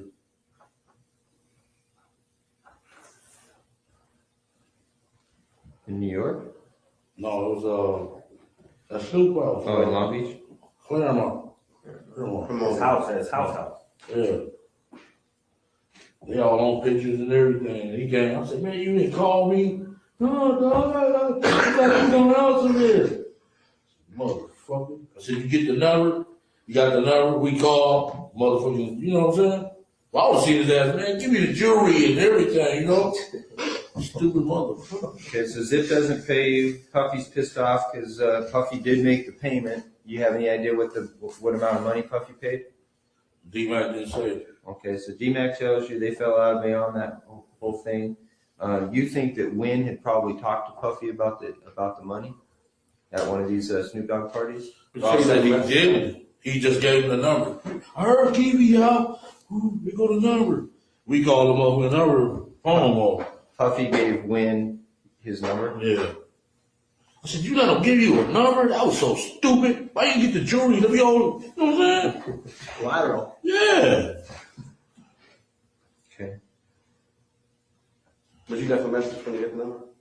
What? You called and left a message? Yeah, he didn't answer. The man got about 50 phones. He throw that shit away. The phone's easy, man. All right. And what about you? You also said that that Kane told you something about Zip. Yeah, he said Zip got the money. They fell out. When was that? When did Kane tell you that? When did I get out on that violation? That was 2005. Kane's name is Gregory. Yeah. How about Pete? How much time they gave Pete? Pedro Hill? Yeah. Oh, shit. I think he got 5-6 years, didn't he? Woo. Oh, damn, hurt. Well, this is a cold dude, man. The game ain't right.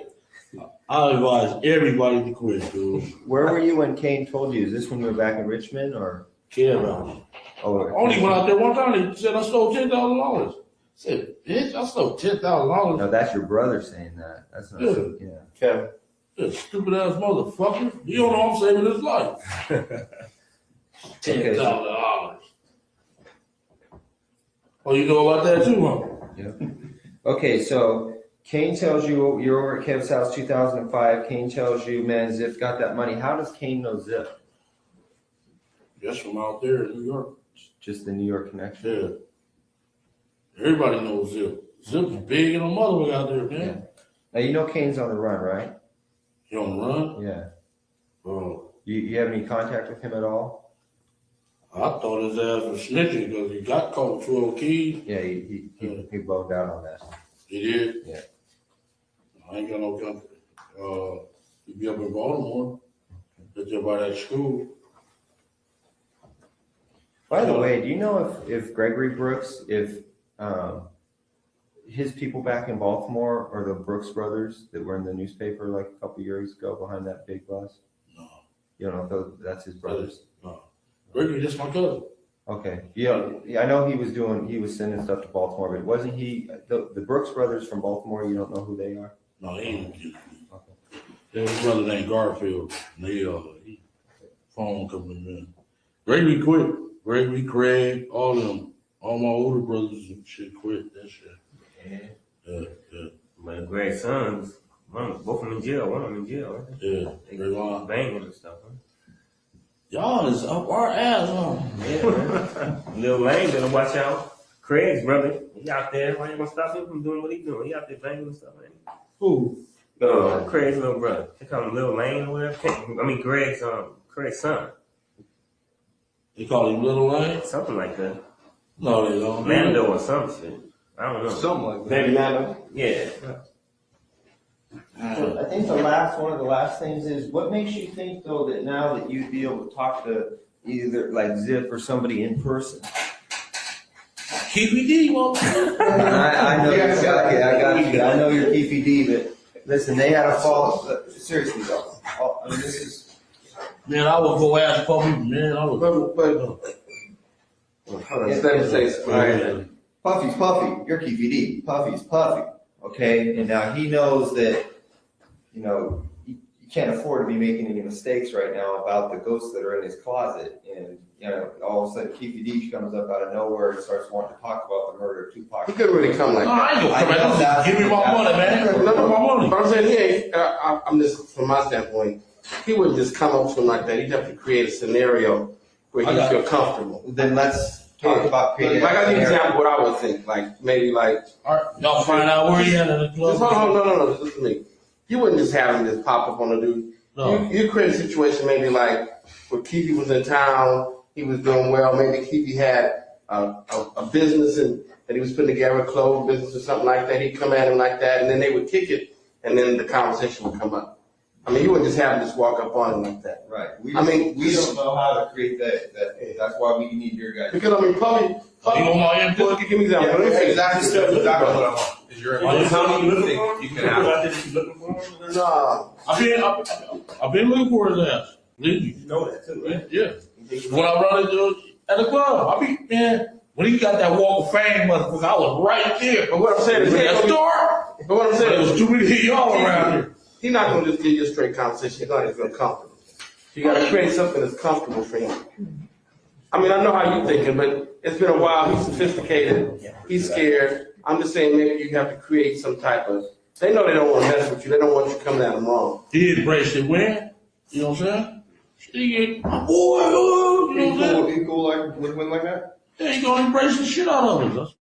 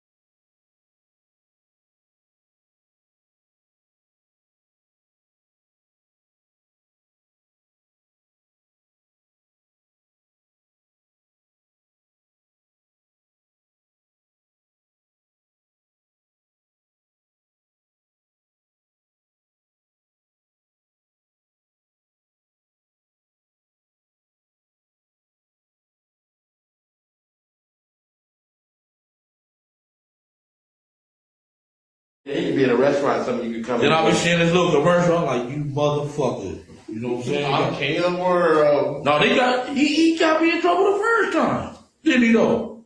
That's what he said. so you don't have to go to New York. You can do it here. Yeah. He We're said. talking, we're talking two different things. New York would be Zip.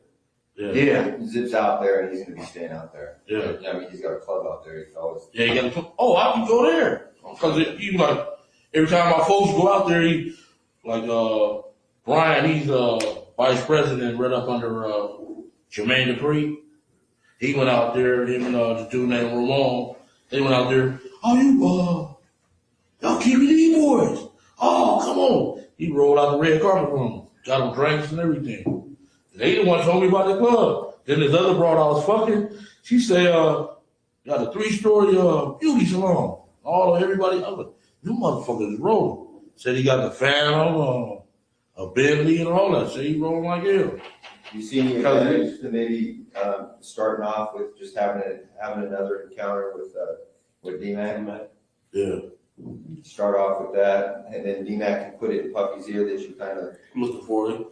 All right, I'll get on it real fast. No, we'll handle that. We'll set that up. Okay. Okay. Because what ends up happening is if you take control of the situation, you start making some progress we're not ready to deal with yet, then Basically, you don't have to do anything. Just take the time. Yeah, it takes time. We'll tell you when you need to be somewhere and make arrangements. All right. And Gotta put it in his ear because he do go get T-Mac every time he come out here. Okay. That's his boy, yeah. Okay. All right. Well, then on to I think that's a wrap for that whole entire event. These are two of the girls that Darren found. Can I ask a question real quick? Yeah. How long is our meeting going to be today? Do we have a time frame? We're out of here in 15 minutes. Oh, okay. Hey, do you know how to get a hold of DMAC right now? You're more than welcome. You can get a hold of DMAC. Stay long if you want. Knows what? Great, yes. Basketball player, I buy weed from him every day. All right, that's cool. Tell Tommy to go buy some weed You from know him. the barbershop over on 3rd or Beverly? I've got that DMAC. That's all girl. I've got that. You know her, right? Yeah, I know where he's at. Look at that. You got fat. Yeah, that's the bro. What about this one here? Yeah, he can get the. That's the one the big. How old is this picture right here? Okay, are those the two girls that were in the live party that night? Yeah. Okay. And what are their names? And go squeeze Right here. DJ Quick by the balls. I'm serious. He getting this shit up quick. Answer the question. Yeah. Those two girls, you see What's their that? name? What are their names? Michelle and Joelle. Yeah, and the others were the two girls that you talked about At the being bar. in the live party that night and, Yeah. and getting close to Yeah. Puffy and Biggie, All is that. that right? All that. Yeah. They was ones to set that shit up. For sure. Now you know that from being there, or you know that from That's after just Being being there, dog. Okay. I'm not telling you, dog. Did you get any other insight on that from anybody else, or you Keffe D? People We know told the you. streets, dog. So you just saying from that alone? He said he walked They was out of place. They there. shouldn't have been there in the first They place. from Death Row, so Yeah, they he ain't said got no when we seen business it, it there. was odd. Then boom, the fire marshals come. We left Big Pete and what's the name out there, Sporty, outside the club because we didn't have enough passes. So I was going out there checking on them. Don't put that on these notes. Because That was just a sidebar. Yeah, we was down. Fire marshal was down there. The Big Pete and Sporty from Great Street was down there, and I went down there to check on them. Then the fire marshal said they was gonna close the place. Blood was out there. It was ready, dog. We gonna get into all that another time, man. But that's some stuff we gotta touch on too. Yeah. These are the pictures in there. All right, get your freaking flyer tomorrow ready. All right. What's that tag? I'm gonna see you sooner or later. So one last thing. See me. I'm gonna see you sooner or later, man. You and Eddie were cellies, right? Yeah, we talking. Where were you guys? That was in.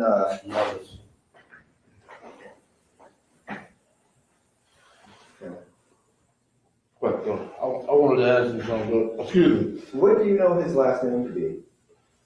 Sammy Samuels. Huh? Sammy Samuels. Samuels. Sammy Samuels. Oh, okay. He asked me a question. I find out to ask. I want to ask you one more thing. I know you probably been on the case in 93. Okay. I need to know it. 93. You working on a while.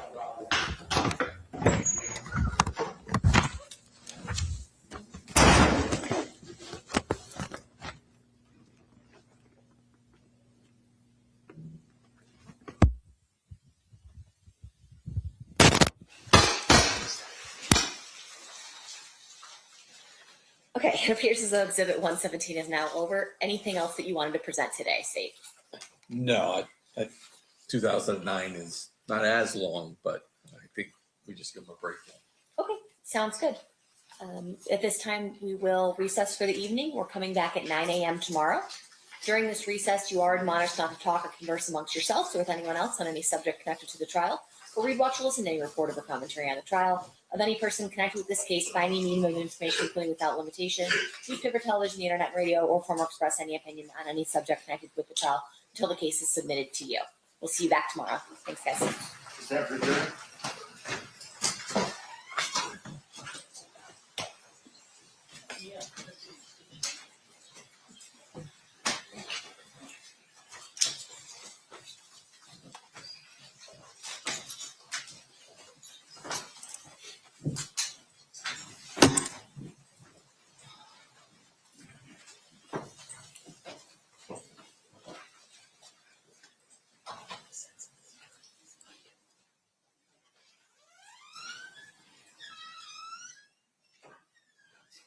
For the record, the jury has exited. Anything we need to address outside the presence? Nothing from the state. Okay, we'll be in recess. Thank you, everyone. Have a good night. Thank you.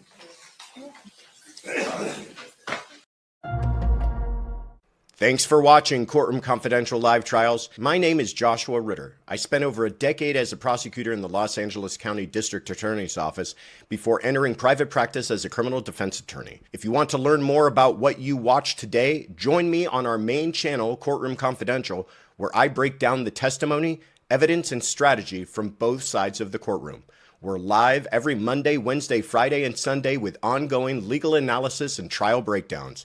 Follow the link in the description to subscribe.